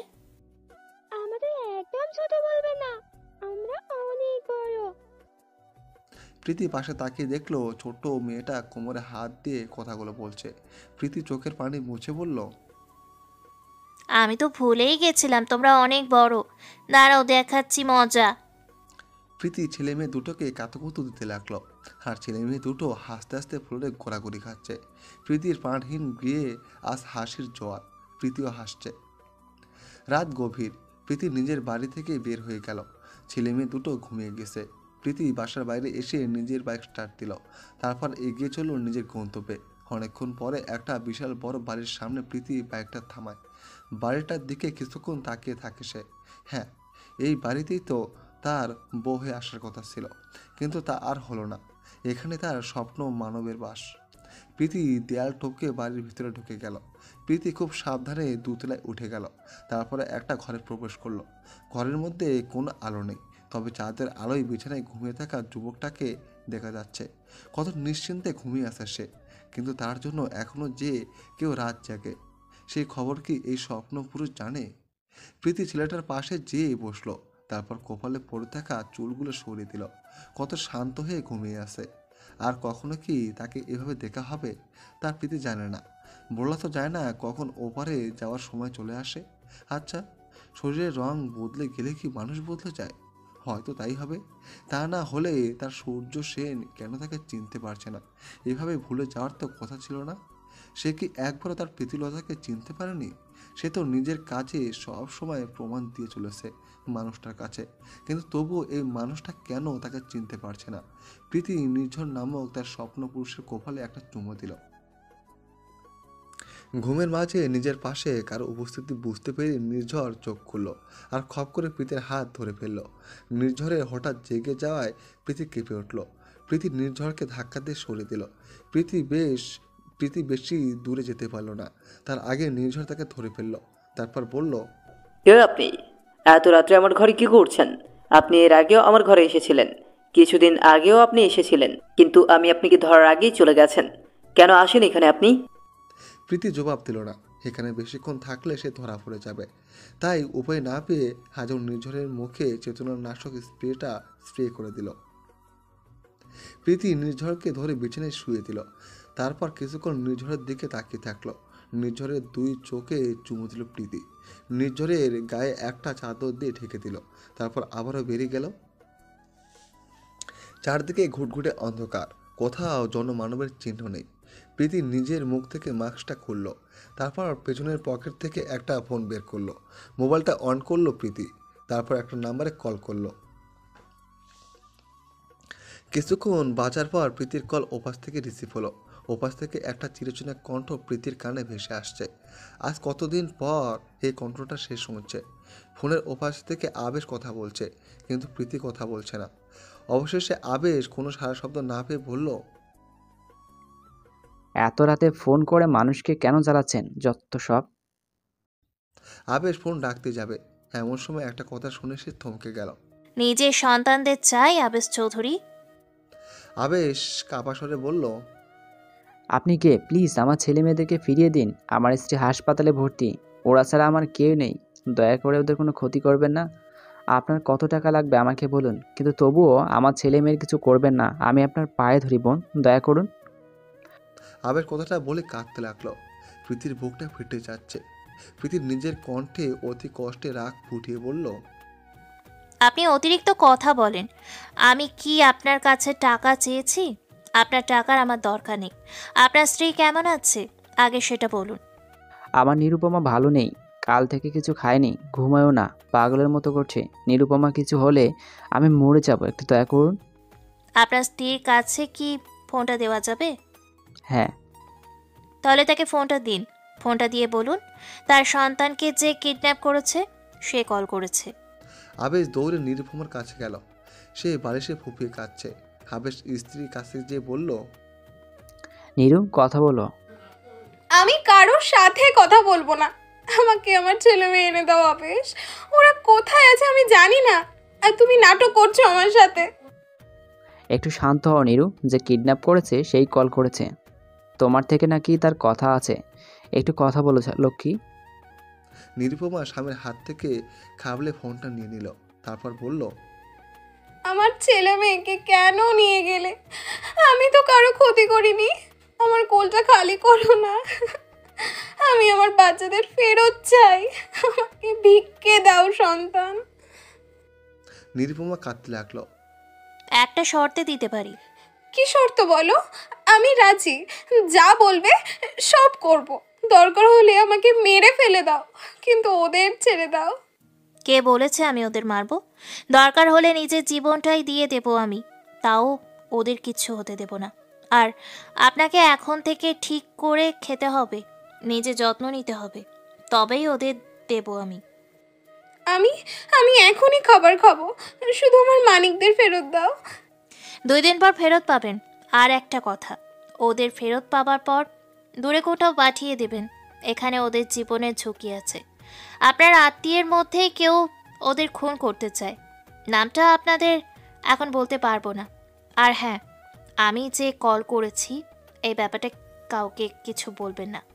যদি বলেন তাহলে ছেলে মেয়ের আশা ছেড়ে দিন, এই জীবনে আর ওদের মুখ দেখতে পারবেন না। তুমি যেমনটা বলেছো আমরা ঠিক তেমনটাই করব, কিন্তু ওদের ফিরিয়ে দাও। আর আমার ছেলে মেয়েকে কেউ কেন মারতে চাইবে? ওটা এখন বলা যাবে না, সময় হলেই জানতে পারবেন। ওদের নিয়ে একদম চিন্তা করবেন না, ওরা ঠিক আছে। একটু পর ওদের ছবি পাঠিয়ে দেব, দেখে নেবেন। এবার আমি ফোনটা রাখি। দুষ্টু ছেলের বউ। নিরুপমার কান্না হঠাৎ করেই থেমে গেল। ফোনের স্পিকার অন থেকে আবেশও এমন কথায় চমকে উঠল। এই নাম ধরে প্রীতি ডাকতো নিরুপমাকে, তাও সবার সামনে না। প্রীতি কেবল আবেশের সামনে তাকে দুষ্ট ছেলের বউ বলে ডাকতো। প্রীতিলতা হাসছে, হাসতে হাসতে বলল, কি 14 বছর পর ডাকলাম এই নামে তোমাকে, তাই না? নিরুপমা শুধু বলল, প্রীতিলতা। প্রীতি জবাব দিল না, নিজের কণ্ঠ স্বাভাবিক করে বলল, রাখি, ভালো থেকো, বেঁচে থাকলে দেখা হবে। আবেশ ফোনটা কানে নিল আর চিৎকার করে প্রীতির নাম ধরে ডাকতে লাগলো, কিন্তু ততক্ষণে প্রীতি কল কেটে দিয়েছে। আবেশের ফোনে হঠাৎ মেসেজ আসার শব্দ এলো। আবেশ দেখলো তার ছেলেমেয়ের ছবি পাঠিয়েছে, তাদের হাসি মাখা মুখের ছবি। নিরুপমা আর আবেশ একে অপরকে জড়িয়ে কাঁদতে লাগলো। তাদের ছেলেমেয়ে ঠিক আছে, যেখানে আছে ভালো আছে, এর থেকে আর কি চাই। সকালে সোনালি রোদ নির্ঝরের চোখে পড়তে তার ঘুম ভেঙে গেল। মাথাটা এখনও ভার হয়ে আছে। কাল রাতেও মেয়েটা তাকে অজ্ঞান করে পালিয়েছে। এখন থেকে সাবধানে থাকতে হবে। আবার আসুক সে, তখন নির্ঝর তাকে বোঝাবে কত ধানে কত চাল। নির্ঝর ঝাড়ামের চাদরটা সরিয়ে দিল, তারপর ওয়াশরুমে চলে গেল। নির্ঝর দাঁত ব্রাশ করতে করতে আয়নায় নিজের চেহারা থেকে থমকে গেল। এ কি, তার চোখে কপালে ওই ফাজিল মেয়েটা চুমু খেয়েছে, আবার লিপস্টিকের দাগও রেখে গেছে, একদম লাল টকটকে রং। হাতের কাছে পেলে দিব এক চোর, বেয়াদব মেয়ে একটা। অপরদিকে প্রীতি বাচ্চাদের খাইয়ে দিল, তারপর নিজে রেডি হতে বসলো। আর সে ছদ্মবেশ ধারণ করবে। আজ প্রীতি পুরুষের ছদ্মবেশ ধারণ করলো। তাকে তার পরবর্তী শিকারের জন্য বের হতে হবে। বাচ্চা দুটো তার দিকে তাকিয়ে আছে। প্রীতি ওদের দিকে তাকিয়ে হাসলো, তারপর ওদের চুমু দিয়ে বেরিয়ে গেল। প্রীতি ছদ্মবেশে একজন বৃদ্ধ সেজেছে, কেউ বলবেই না সে কোনো মেয়ে। প্রীতি একটা রিক্সা নিয়ে নিজের গন্তব্যে বেরিয়ে গেল। তার এবারের লক্ষ্য ডক্টর শাকিল। প্রীতি রিক্সা করে একটা বিরাট হাসপাতালের কাছে এলো। তারপর রিক্সা থেকে নেমে ঘুরিয়ে হাঁটতে লাগলো। হাসপাতালের ভেতরে যেয়ে প্রীতি ডাক্তার শাকিলের খোঁজ করলো। প্রীতি চেয়ারে বসে আছে, একটু পরে ডাক্তার শাকিল আসবে। প্রীতির মাথায় ঘুরছে ভয়ঙ্কর কিছু, একেও সে ছাড়বে না।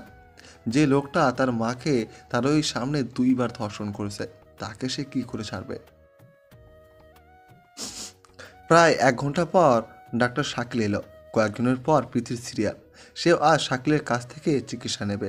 একটু পরে প্রীতির ডাক পড়ল। প্রীতি ভেতরে ঢুকে গেল। এই শোনো না, প্রতিদিন ভালোবাসার নতুন নতুন গল্প পেতে ও শুনতে চাইলে আমাদের আলোর ডায়েরি চ্যানেলটি সাবস্ক্রাইব করে পাশে থাকা বেল আইকনটি বাজিয়ে দিও, কেমন?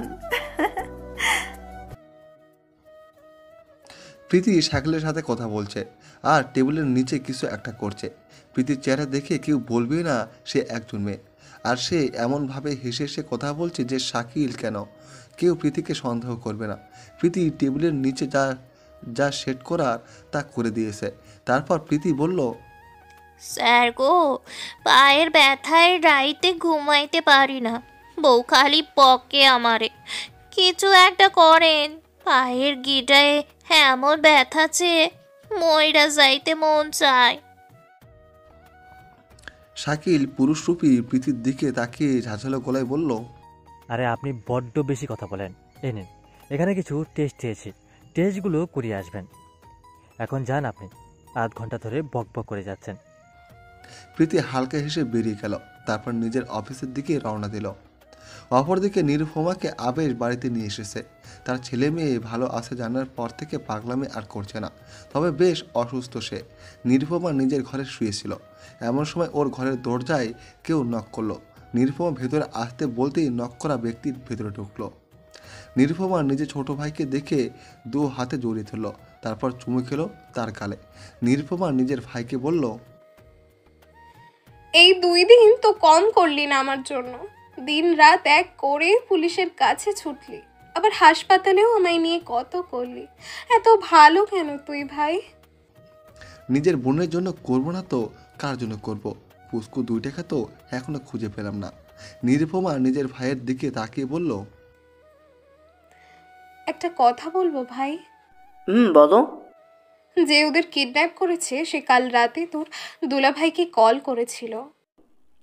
মানে কি বলছিস? তা কি বলেছো?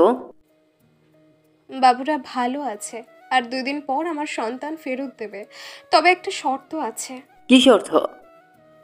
বাবুদের দূরে কোথাও পাঠিয়ে দিতে হবে, এদের নাকি ওদের প্রাণের ঝুঁকি আছে। যা ভালো হয় করো, কিন্তু একজন কিডন্যাপার কেন আমাদের নিয়ে চিন্তা করবে? আমিও তাই ভাবছি। আর একটা কথা ভাই, ওই কিডন্যাপার কোনো ছেলে নয়, ও একটা মেয়ে, আর আমার সন্দেহ মতে সে আমাদের প্রীতিলতা। মানে কি বলছো আপু? প্রীতিলতা 14 বছর আগে মারা গেছে? আমার প্রীতিলতার লাস্ট আমি দেখতে পাইনি। এত বছর পরেও কিভাবে ফিরে আসবে? তোমার কোথাও ভুল হচ্ছে আপু। কথাটা বলেই নিরুপমার ভাই চলে যেতে নিল। নিরুপমা বলল, নির্ঝর ভাই আমার, আমি মিথ্যে বলছি না। ওই মেয়েটা কাল এমন একটা কথা বলেছে যে তোর দুলা ভাইও তাই সন্দেহ করছে। নির্ঝর চুপ করে দাঁড়িয়ে আছে, কোনো কথা বলছে না। নিরুপমা দীর্ঘ শ্বাস ফেলে বলল, তুই কি এখনো ওকে ভালোবাসিস? ও যদি সত্যি আবার ফিরে আসে? নির্ঝর নিজের বোনের দিকে একবার ফিরে তাকালো, তার চোখে পানি টলমল করছে। নির্ঝর নিরুপমার দিকে তাকিয়ে বলল, প্রীতি যদি ফিরে আসে তাহলে এবার আমি ওকে মেরে ফেলব। 14 বছর আমাকে কষ্ট দেওয়ার শাস্তি দিব। আমি আসি এখন। নিচে মা বাবা আর মিলা এসেছে দেখা করতে। কি, চাচা আর চাচি এসেছে? তুই যা, আমি আসছি। ঠিক আছে। হ্যাঁ, নির্ঝর আর নিরুপমা ভাই বোন, তবে তারা চাচাতো ভাই বোন। চাচাতো ভাই বোন হলেও তারা আপন ভাই বোনের থেকে কম না। অন্যদিকে ডাক্তার শাকিল ভয়ে কাঁপছে, তার মাথায় কাজ করছে না। এসির মধ্যেও সে কাঁপছে। প্রীতি হাসপাতাল থেকে চলে যাওয়ার পর ডক্টর শাকিলের কাছে পিয়ন একটা খাম দিয়ে যায়। ডক্টর শাকিল জিজ্ঞাসা করে কে দিয়েছে, কিন্তু পিয়ন নাম বলতে পারে না।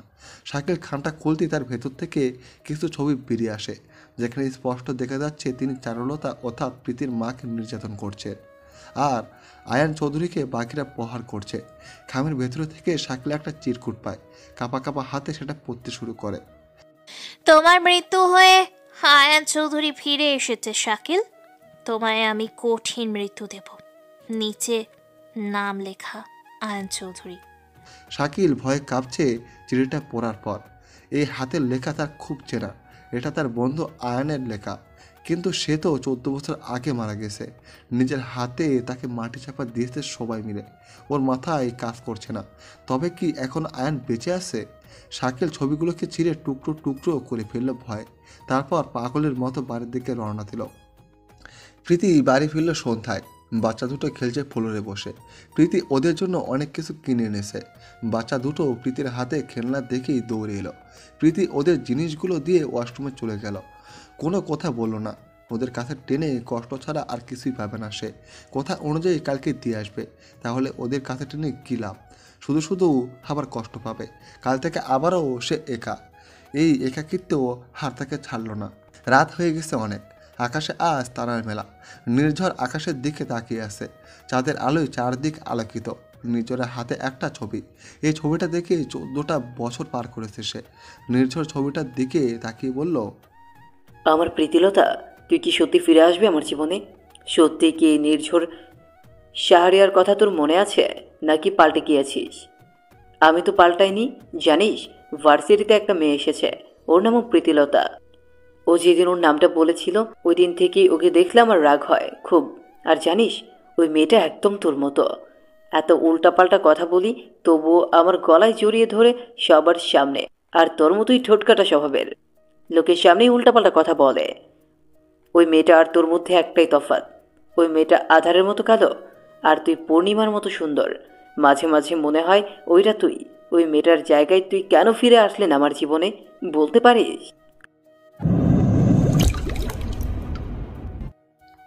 জীবন থেমে থাকে না।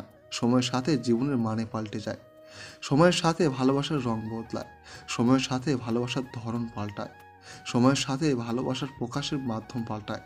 তবুও দিন শেষে আমরা ভালোবাসি। তবুও দিন শেষে ভালো থাকার চেষ্টা করি। প্রীতি আজ তার ভাইয়ের কাছে ছেলে মেয়ে দুটোকে দিয়ে আসবে। বুকের ভেতরটা তার খাকা করছে। সত্যি কি আর দেখা হবে ওদের সাথে? ওদেরকে কি আবারও নিজের বুকে জড়িয়ে ধরতে পারবে? প্রীতি তা জানা নেই। একাকিত্ব আর হতাশা মানুষকে মানসিক রোগী বানিয়ে দেয়। প্রীতিও যার শিকার। পাল্লাতে রাতের গভীরতা বেড়ে চলেছে। প্রীতির চোখে ঘুম নেই। কত রাত সে ঘুমায়নি তার হিসেব নেই। প্রীতি বারান্দা থেকে ঘরে গেল। তারপর বক্স থেকে ওষুধ বের করে খেয়ে নিল। গত 14 বছর ধরে এই ওষুধ যেন তার নিত্য সঙ্গী। তারপর আবার চলে গেল বারান্দায়। কিছুই আর আজ ভালো লাগছে না। আকাশের দিকে তাকিয়ে প্রীতিলতা হাসে। কষ্ট হয় খুব। নিজের বুক মাঝারে আকাশের দিকে তাকিয়ে প্রীতি বলল, মা, তুমি বলেছিলে আমি নাকি অনেক বড় ডাক্তার হব, আমি নাকি লোকের প্রাণ বাঁচাবো চিকিৎসা করে। আমাকে দেখে নাকি মানুষ অনেক অনেক দোয়া করবে। কিন্তু জানো মা, আমি বড় হয়েছি ঠিকই, কিন্তু ডাক্তার হইনি। আমি একটা খুনি হয়েছি মা।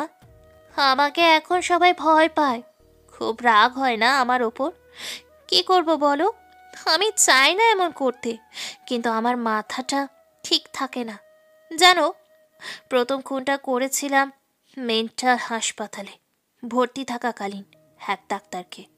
ওর গলাটা ব্লেড দিয়ে কেটে দিয়েছিলাম। একটা গলা কাটা মুরগির মতো ছটপট করছিল ওই জানোয়ারটা। কাল আবার একটা খুন করব আমি, তাই বাচ্চা দুটোকে সরিয়ে দিতে হচ্ছে। ওদের নিয়ে কোনো রিস্ক আমি নেব না। আচ্ছা, আমাকে কি তুমি এখনো আগের মতো ভালোবাসো? তোমার কথা বড্ড মনে পড়ে। কোনো এক শ্রাবণের সময় করে আমায় না হয় নিয়ে যেও তোমাদের কাছে। তোমার নামের খোলা চিঠি পাঠিয়ে দিলাম নীল আকাশে, সময় হলে পড়ে নিও। পরের দিন সকালে হাসপাতালের দিকে যাচ্ছিল শাকিল। কালকের ভয়টা তার কাটেনি এখনো। কাল সারা রাত ঘুমোতে পারেনি সে। হঠাৎ তার মোবাইলে একটা মেসেজ এলো। শাকিল নিজের ফোন হাতে নিল। তারপর মেসেজ ওপেন করতেই সে ঘামতে লাগলো। সেখানে স্পষ্ট লেখা, নিজের প্রিয় জিনিস যদি নষ্ট হয়ে যায় তাহলে খুব কষ্ট হয় ডক্টর শাকিল। আর নিজের সন্তান যদি চোখের সামনে ছটপট করতে করতে মরে যায় তাহলে আরও কষ্ট হয়। তোমার সন্তান যদি মরে যায়, তোমারও কি এমন কষ্ট হবে শাকিল, যেমনটা আমার হয়েছিল? শাকিল মেসেজটা পরে আবারও ভয়ে ঘামতে লাগলো। শাকিল অতি দ্রুত বেগে গাড়ি চালাতে লাগলো। তার একমাত্র ছেলের কিছু হলে সে বাঁচবে না, না কেউ তার ছেলেকে কিছু করতে পারবে না। অপরদিকে আবেশ নিজের ছেলে মেয়েকে বুকে এনে কাঁদছে। আজ কতদিন পর সে নিজের ছেলে মেয়েকে পেয়েছে। তাদের জ্ঞান নেই, অজ্ঞান অবস্থায় ওদের পেয়েছে। নিজের স্ত্রীকে কিছুক্ষণ আগে আবেশ খাইয়ে দিচ্ছিল। হঠাৎ ওর মোবাইলে একটা কল আসে। আবেশ কলটা রিসিভ করতে অফিস থেকে শুধু একটা কথাই বলে, আপনার ছেলে মেয়ে বাহিরে আছে, এসে নিয়ে যান। তারপর ফোনটা কেটে যায়। আবেশ আর দেরি করে না, দৌড়ে গেটের কাছে চলে যায়। গেটের সামনেই তার ছেলে মেয়ে পড়ে আসে। তাদের কোনো জ্ঞান নেই। আবেশ ওদের তাড়াতাড়ি বাসার ভেতরে নিয়ে যায় আর ডাক্তারকে কল করে। ছেলে মেয়েকে দেখে ডাক্তার বলল, ওদের ঘুমের ওষুধ খাওয়ানো হয়েছে, তাই এমন অচেতন হয়ে ঘুমিয়ে আছে। তবে কয়েক ঘন্টা পর এমনিতেই জ্ঞান ফিরবে ওদের, চিন্তার কোনো কারণ নেই। আবেশ চোখের পানি মুছে ডাক্তারকে বিদায় জানালো। শাকিল নিজের ছেলের কলেজের সামনে দ্রুত গাড়ি চালিয়ে আসে। কোনো রকম দৌড়ে ভেতরে যায় সে। তার হাত পা কাঁপছে। একটু দূরেই তার ছেলে রাসেল বন্ধুদের সাথে হেসে হেসে কথা বলছে। তার ছেলে ভালো আছে এটাই অনেক। শাকিল ছেলের সাথে আর কথা বলল না। শাকিল চলে আসবে এমন সময় তার ফোনে আবারও মেসেজ এলো। এতটুকুতেই ভয় পেয়ে গেলে নাকি শাকিল? তোমাকে তো কেবল একটু ভয় দেখালাম, বাকিটা তো তোলা রইল। কেমন? শাকিল কপালের ঘাম মুছে নিল। তারপর আবারও গাড়ির দিকে এগিয়ে গেল। শাকিল আস্তে আস্তে গাড়ি চালিয়ে হাসপাতালে চলে গেল। শাকিল নিজের চেম্বারে মাথায় হাত দিয়ে বসে আছে। কিছুই ভালো লাগছে না। হঠাৎ করে একটা চাপা কান্নার আওয়াজ তার কানে এলো। কেউ কাঁদছে আর বলছে, শাকিল ভাই, চারুকে ছেড়ে দে, আমাকে মেরে ফেলে দে, কিন্তু ওকে দর্শন করিস না ভাই। শুধু একটা হাসপাতালের প্রধান প্রফেসর হতে এমন করিস না। চারুলতা ডাক্তারি ছেড়ে দিবে, তবু ওকে দর্শন করিস না। তোর পায়ে পড়ি আমি। চারু তোকে নিজের ভাই বলে, শাকিল এমন করিস না। আমার চারুকে তুই ছেড়ে দে শাকিল। চারু, চারু, না না, আল্লাহ তুমি কি বিচার করবে না? আল্লাহ, আমার চারু। শাকিল ভাই, আমাকে ছেড়ে দিন, আমার সর্বনাশ করবেন না ভাই, একটু দয়া করুন ভাই। আল্লাহ, তুমি কি দেখো না? না। সাউন্ডপ্রুফ ঘরটার মধ্যে শাকিল ভয়ে ঘামছে। হঠাৎ করে চিৎকারের আওয়াজ বন্ধ হয়ে গেল। শাকিল পাগলের মতো কাঁপছে। শাকিল দৌড়ে চেম্বার থেকে বেরিয়ে গেল। হাসপাতালের সবাই অবাক হয়ে শাকিলের দিকে তাকিয়ে আছে। শাকিল পাগলের মতো হাসপাতাল থেকে বেরিয়ে গেল। তারপর দৌড়ে গাড়িতে বসলো। শাকিল বাড়ির দিকে রওনা দিল। সে পাগলের মতো গাড়ি চালাচ্ছে। ভয়ে মাথায় কাজ করছে না। শাকিল গাড়ি চালাচ্ছে। হঠাৎ করে শাকিল দেখলো তার গাড়ির নিয়ন্ত্রণ নেই। তার গাড়ি ব্রেক করছে না। গাড়ি ব্রেক করতে ব্যর্থ হচ্ছে সে। গাড়ির নিয়ন্ত্রণ হারিয়ে ধাক্কা খেলো একটা গাছের সাথে। শাকিলের কপাল বেয়ে রক্ত পড়ছে। চোখের সামনে একটা ঝাপসা অয়বয় সে দেখতে পেল, কিন্তু চোখ খোলা রাখা তার সম্ভব হলো না। রাত 2টা ছুঁই ছুঁই। শাকিল আস্তে আস্তে চোখ খুলে তাকালো। মাথাটা অনেক ব্যথা করছে। নিজেকে খোলা আকাশের নিচে আবিষ্কার করলো সে। শরীরটা এখনও দুর্বল। আশেপাশে তাকিয়ে দেখলো কেউ নেই, কিন্তু হে কি, তার হাতটা বাঁধা কেন? মুখ থেকেও কোনো আওয়াজ বের করতে পারছে না। তার মুখ কাপড় দিয়ে বাঁধা। তার পাশে বেশ কিছু জিনিস রাখা, যা দেখে সে আবার ভয়ে কাঁপছে। আজ রাতে প্রথম পর্ব শেষ হবে, কাল থেকে দ্বিতীয় খণ্ড শুরু হবে, যেখানে গল্পে পিতৃলতার মা বাবার আত্মহত্যার কাহিনী দেখানো হবে। সবাই দ্বিতীয় সিজন দেখবে তো? শাকিল ভয়ে কাঁপছে। হঠাৎ করে সে আবারও সেই একই কান্নার আওয়াজ শুনতে পেল। আয়ান বারবার তার চারুলতাকে ছেড়ে দিতে বলছে। চিৎকার করে কাঁদছে। চারুলতা কাঁদছে আর চিৎকার করছে। একটু পরে আবারও সব শান্ত হয়ে গেল। শাকিলের সামনে আরও একটা চেয়ার। শাকিলকে অবাক করে দিয়ে একটা মেয়ে তার সামনে বসলো। মেয়েটা শাকিলের দিকে তাকিয়ে আছে। মেয়েটা বেশ কিছুক্ষণ তাকিয়ে থেকে বাঁকা হাসলো। তারপর বলল, ভয় লাগছে বুঝি খুব? কিন্তু আমি তো তোর চিৎকার শুনতে চাই, যেভাবে আমার সামনে আমার বাবা মা চিৎকার করেছিল, তার থেকেও বেশি চিৎকার আমি শুনতে চাই তোর থেকে। শাকিল ছটফট করছে। শাকিলকে ছটফট করতে দেখে মেয়েটা আবারও বলল, এত তাড়া কিসের? হ্যাঁ, আমি আবার তাড়াতাড়ি কাজ করতে পছন্দ করি না। আস্তে আস্তে তিলে তিলে মারতে বড্ড ভালো লাগে আমার। গতকাল তোর চেম্বারে একটা বৃদ্ধ লোক গিয়েছিল, মনে আছে? ওইটা আমিই ছিলাম। তোর থেকে চিকিৎসা নিতে যাইনি, তোর টেবিলের নিচে একটা ইলেকট্রনিক যন্ত্র লাগিয়ে দিতে গিয়েছিলাম। তার একটাই কারণও আছে। আস্তে আস্তে বলছি তোকে সব। তোকে মারলে অনেক আগে মেরে ফেলতে পারতাম, কিন্তু ওইভাবে মারলে আমি তো মজা পেতাম না, আমি তো পৈশাচিক আনন্দ পেতাম না। তাই আমাকে কত কষ্ট করতে হয়েছে জানিস? ওই যন্ত্রটা লাগাতেই সময় লাগছিল, তাই চেম্বারে বসে শুধু কথা বলছিলাম। তারপর বের হয়ে পিয়নকে দিয়ে চিঠি পাঠালাম, আর নিচে আমার বাবার নাম আয়ন চৌধুরী লিখে দিলাম। ও, তুই তো আবার জানিস না আমি কে। আস্তে আস্তে বলি কেমন? আর তাই ভাবলি আমার মরা বাপ ফিরে এসেছে হয়তো। কথাটা বলেই মেয়েটা পাগলের মতো হাসতে লাগলো। হাসতে হাসতে হঠাৎ শাকিলের গলা চেপে ধরলো, তারপর বলল, আমার বাবাকে তোরা মেরেই ফেলেছিলিস সেই কত বছর আগে। আমার বাবার মাথার একের পর এক আঘাত করে তারপর তার লাশটাকে আগুনে পুড়িয়ে ফেলেছিস। ও সরি, পুড়িসনি, বাবার ঝলসে যাওয়া শরীরটা মাটির নিচে পুঁতে দিয়েছিস যেন কোনো প্রমাণ না থাকে, আর সবাই ভাবে আমার বাবা মা আগুনে ছাই হয়ে গেছে। যাকে নির্মমভাবে খুন করেছিস সে কি করে ফিরে আসবে? হ্যাঁ, তোকে ভয় দেখাতে আমি আমার মরা বাবার নাম ব্যবহার করেছি, আর তুই ভয় পেয়ে অনেক জোরে গাড়ি চালিয়ে বাড়ি চলে গেলি। আজ আবারও তোর ছেলের মৃত্যু নিয়ে ভয় দেখালাম, আর তুই আজও জোরে গাড়ি চালিয়ে তার কলেজে চলে গেলি, তারপর হাসপাতালে গেলি। চেম্বারে বসার কিছুক্ষণের পরেই তুই আমার মা বাবার কান্নার আওয়াজ শুনলি, আর ভয় পেয়ে আবারও জোরে গাড়ি চালাতে লাগলি, যেটা তুই সব থেকে বড় ভুল করেছিস। তোর গাড়ির ব্রেক আমি কালকেই আলগা করে রেখেছিলাম, আর জোরে গাড়ি চালানোর জন্য ওটা আরও আলগা হয়ে গেল। তুই গাড়ি কন্ট্রোল হারিয়ে ছোট্ট একটা অ্যাক্সিডেন্ট করলি, আর আমি তোকে নিয়ে এলাম। জানিস আমার মা বাবা ওই কান্নার আওয়াজ কোথা থেকে এসেছে? ওই ছোট্ট যন্ত্রটা থেকে। আমি সাউন্ড পাঠিয়েছি তোকে ভয় দেখাতে। কি ভাবছিস আমি কে, তাই তো?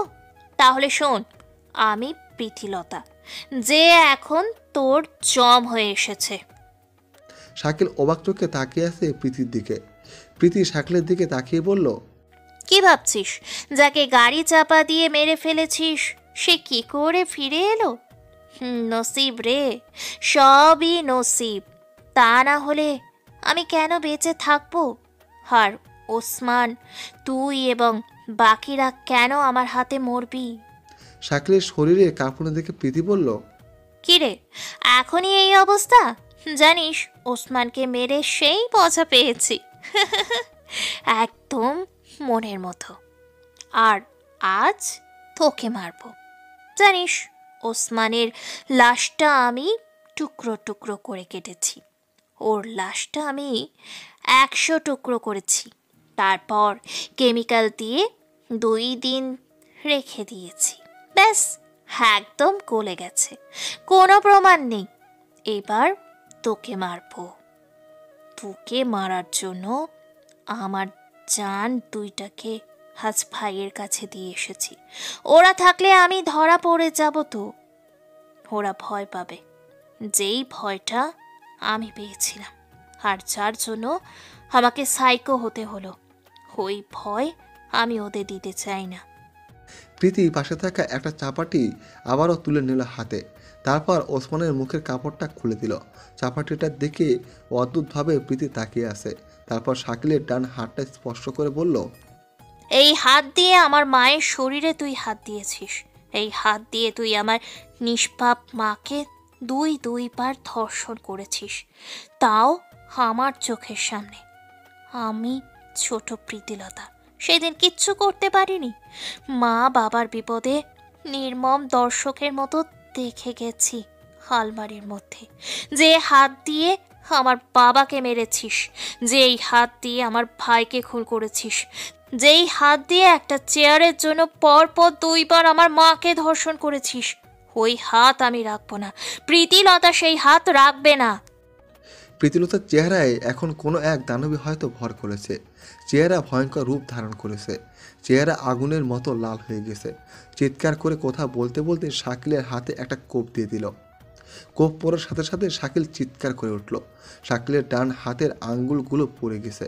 প্রীতি শান্ত হলো না, একের পর এক কোপ দিতে লাগলো। শাকিলের হাত দুটো কোনি পর্যন্ত ছিন্ন ভিন্ন হয়ে গেছে। শাকিল ক্ষমা চাচ্ছে বারবার, কিন্তু প্রীতি শান্ত হলো না। শাকিলের দিকে তাকিয়ে বলল, আজ আমি তোর চিৎকার শুনতে চাই। তোর চিৎকারে আমি আমার বুকের আগুন নেভাবো। প্রীতি পাশের একটা বক্স খুললো যেটার ভেতরে রাশি রাশি মদ। পাশের একটা বক্স খুললো যেটার মধ্যে কেরাসিন আর পেট্রোল। আর শাকিল হাতে যন্ত্রণা চিৎকার করতে লাগলো। প্রীতি মদ আর কেরোসিনের চিপিগুলো খুললো।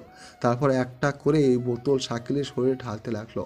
আর শাকিল বারবার ক্ষমা চাইছে, নিজের প্রাণ ভিক্ষা চাইছে হাত মরা শরীরে। প্রীতির মদ আর কেরোসিন ঢালা শেষ হতেই শাকিল কোনো মতে বলল, আমাকে ছেড়ে দাও, আমি আর ডাক্তারি করব না, আমাকে মাফ করো। প্রীতি পাশে থাকা ম্যাচটা হাতে নিয়ে বলল, তুই তো আমাদের বাড়িতে আগুন দেওয়ার বুদ্ধি করেছিলি, তাই না? যা, তোকেও ছেড়ে দিলাম। প্রীতি কথাটা বলেই ম্যাচের কাঠিতে জ্বলন্ত আগুন শাকিলের দিকে ছুড়ে দিল। শাকিল চিৎকার করছে বাঁচার জন্য। আর প্রীতি সে এক বোতল মদ হাইস করে খেতে লাগলো চেয়ারে বসে আর হাসতে লাগলো। একটু পর শাকিলের আওয়াজ থেমে গেল, কিন্তু প্রীতির জ্বালানো ভয়ানক আগুন নিভল না। খোলা আকাশের দিকে তাকিয়ে প্রীতিলতা হাসলো। তার হাসির মাঝে এক ফোঁটা পানি গড়িয়ে পড়ল।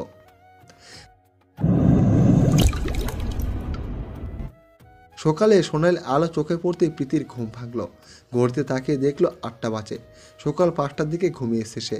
প্রীতি উঠে ফ্রেশ হয়ে ভার্সিটির দিকে রওনা দিল। ঠিক সময় মতো পৌঁছেও গেল। আজ আর কেউ তাকে জ্বালায়নি।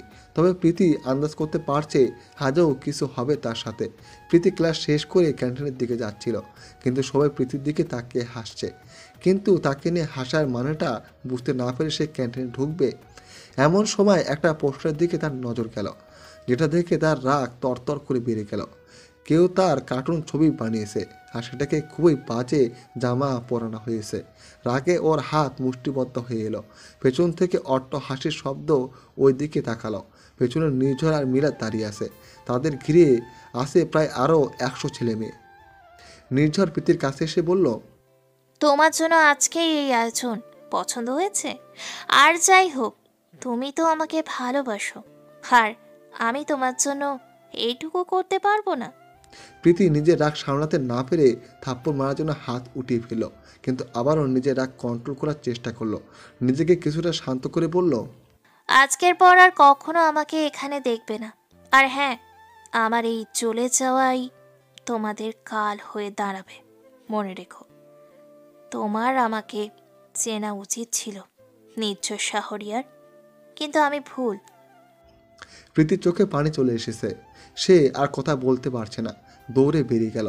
এদিকে নির্ঝর সহ সবাই অবাক চোখে তাকিয়ে আসে। ওরা শুধু একটু মজা করতে চেয়েছিল, তাহলে ওরা কি বেশি করে ফেলেছে? প্রায় সন্ধ্যা হয়ে গেছে। মিলা নিজের ঘরে বসেছিল। হঠাৎ করে ওর বয়ফ্রেন্ড স্বামীর ওকে কল করলো। মিলাও ফোনটা রিসিভ করলো। মিলা ফোন রিসিভ করতে স্বামীর বলল, জান, অনেকদিন দেখা হয় না, আজকে একটা রেস্টুরেন্ট বুক করছি, তোমার জন্য সারপ্রাইজ আছে, তুমি একটু চলে আসো না প্লিজ। তুমি ঠিকানা দাও, আমি আসছি, তবে বেশিক্ষণ থাকতে পারবো না, ভাইয়া তাহলে বুঝে যাবে। ওকে, আমি পাঠাচ্ছি। রাত 8টার দিকে মিলা সুন্দর করে সেজে রেস্টুরেন্টে গেল। স্বামী সত্যি অনেক সুন্দর করে সাজিয়েছে। মিলাও বেশ খুশি। স্বামীর মিলার জন্য কিছু গিফট এনেছে। স্বামীর মিলার দিকে তাকিয়ে বলল, তোমার পছন্দ হয়েছে মিলা? খুব খুব পছন্দ হয়েছে। তাহলে আমারও যে একটা জিনিস চাই। কি বলো? আজ রাতে তোমাকে আমার চাই প্লিজ। এসব কি বলছো স্বামীর? আমাদের বিয়ে হয়নি। তো কি হয়েছে, আজকাল এটা কোনো ম্যাটার না। তোমার কাছে ম্যাটার না হলেও আমার কাছে ম্যাটার। আমি বাড়ি যাব। কিছুটা রাগ নিয়ে মিলা বলল, তারপর চলে যেতে নিল।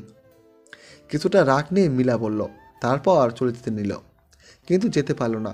তার আগে স্বামীর ওর হাত ধরে ফেললো আর বলল, আজ তোকে ছাড়ছি না। আজ 1 বছর ধরে তোর পিছনে পড়ে আসি। তোকে যতটা সময় দিয়েছি বিছানায় ওঠাতে, তা অন্য কোনো মেয়েকে দেয়নি।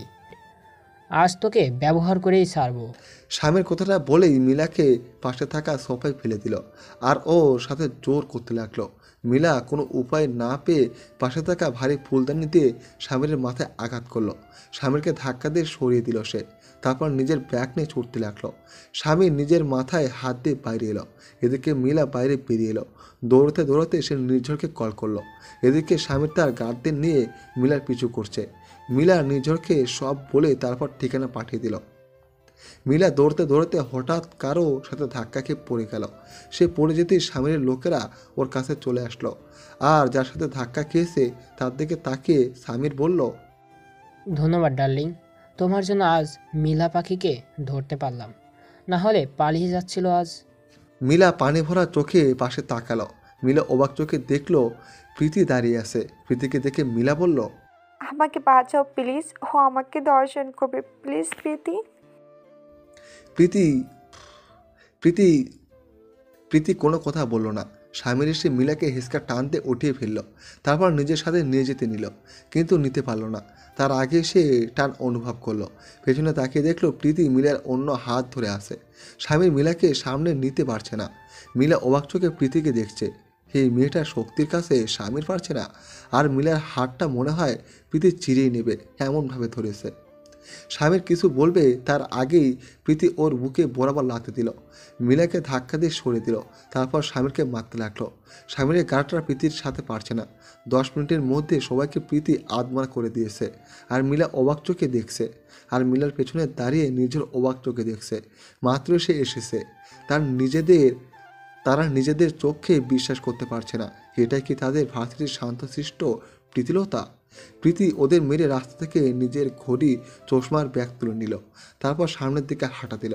কিছু দূরে যেয়ে থেমে গেল, পেছনে না তাকিয়ে বলল, মানুষের চামড়া গায়ে থাকলেই মানুষ হয় না, মানুষ হতে মনুষ্যত্ব লাগে। তাই আগে মনুষ্যত্ব দেখে মানুষ বিচার করুন, চামড়া দেখে নয়। আর এখন থেকে কাপড়ের সাইজটা বড় করুন। আজ না হয় শারীরিক ধর্ষণ থেকে বেঁচেছেন, কিন্তু এতদিন যারা চোখ দিয়ে ধর্ষণ করেছে তাদের কি করবেন? প্রীতি আর দাঁড়ালো না, নিজের রাস্তায় হাঁটা দিল আবার। অপরদিকে মিলা নিজের ভাইকে ধরে কান্নায় ভেঙে পড়ল, আর নির্ঝরের দৃষ্টি অন্ধকারে মিলে যাওয়া সেই বহুরূপী কন্যার দিকে। রাত গভীর, প্রীতি তাকিয়ে আছে আকাশে, আজও ঘুম নেই চোখে। তার হাতে একটা ডায়েরি। প্রীতি ডায়েরিটা খুলে পড়তে শুরু করলো ঝাপসা বাতির আলোয়। কতবার যে পড়েছে তার শেষ নেই, তবুও আবারও ডায়েরির পাতায় লেখা অস্পষ্ট লেখাগুলো পড়তে ইচ্ছে করে। প্রীতি পড়তে আরম্ভ করলো তার মা বাবার ভালোবাসার গল্প। আজ থেকে এই পাঠে প্রথম সিজন শেষ হলো। কাল থেকে আপনারা চাইলে দ্বিতীয় খণ্ড শুরু করব। আর হ্যাঁ, গল্পটা কেমন হয়েছে অবশ্যই কিন্তু কমেন্ট করে জানিয়ে দিবেন।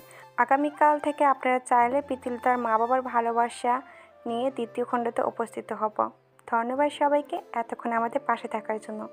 দেখা হচ্ছে নেক্সট গল্পতে। এতক্ষণ পাশে থাকবেন আর সবাই সুস্থ থাকবেন।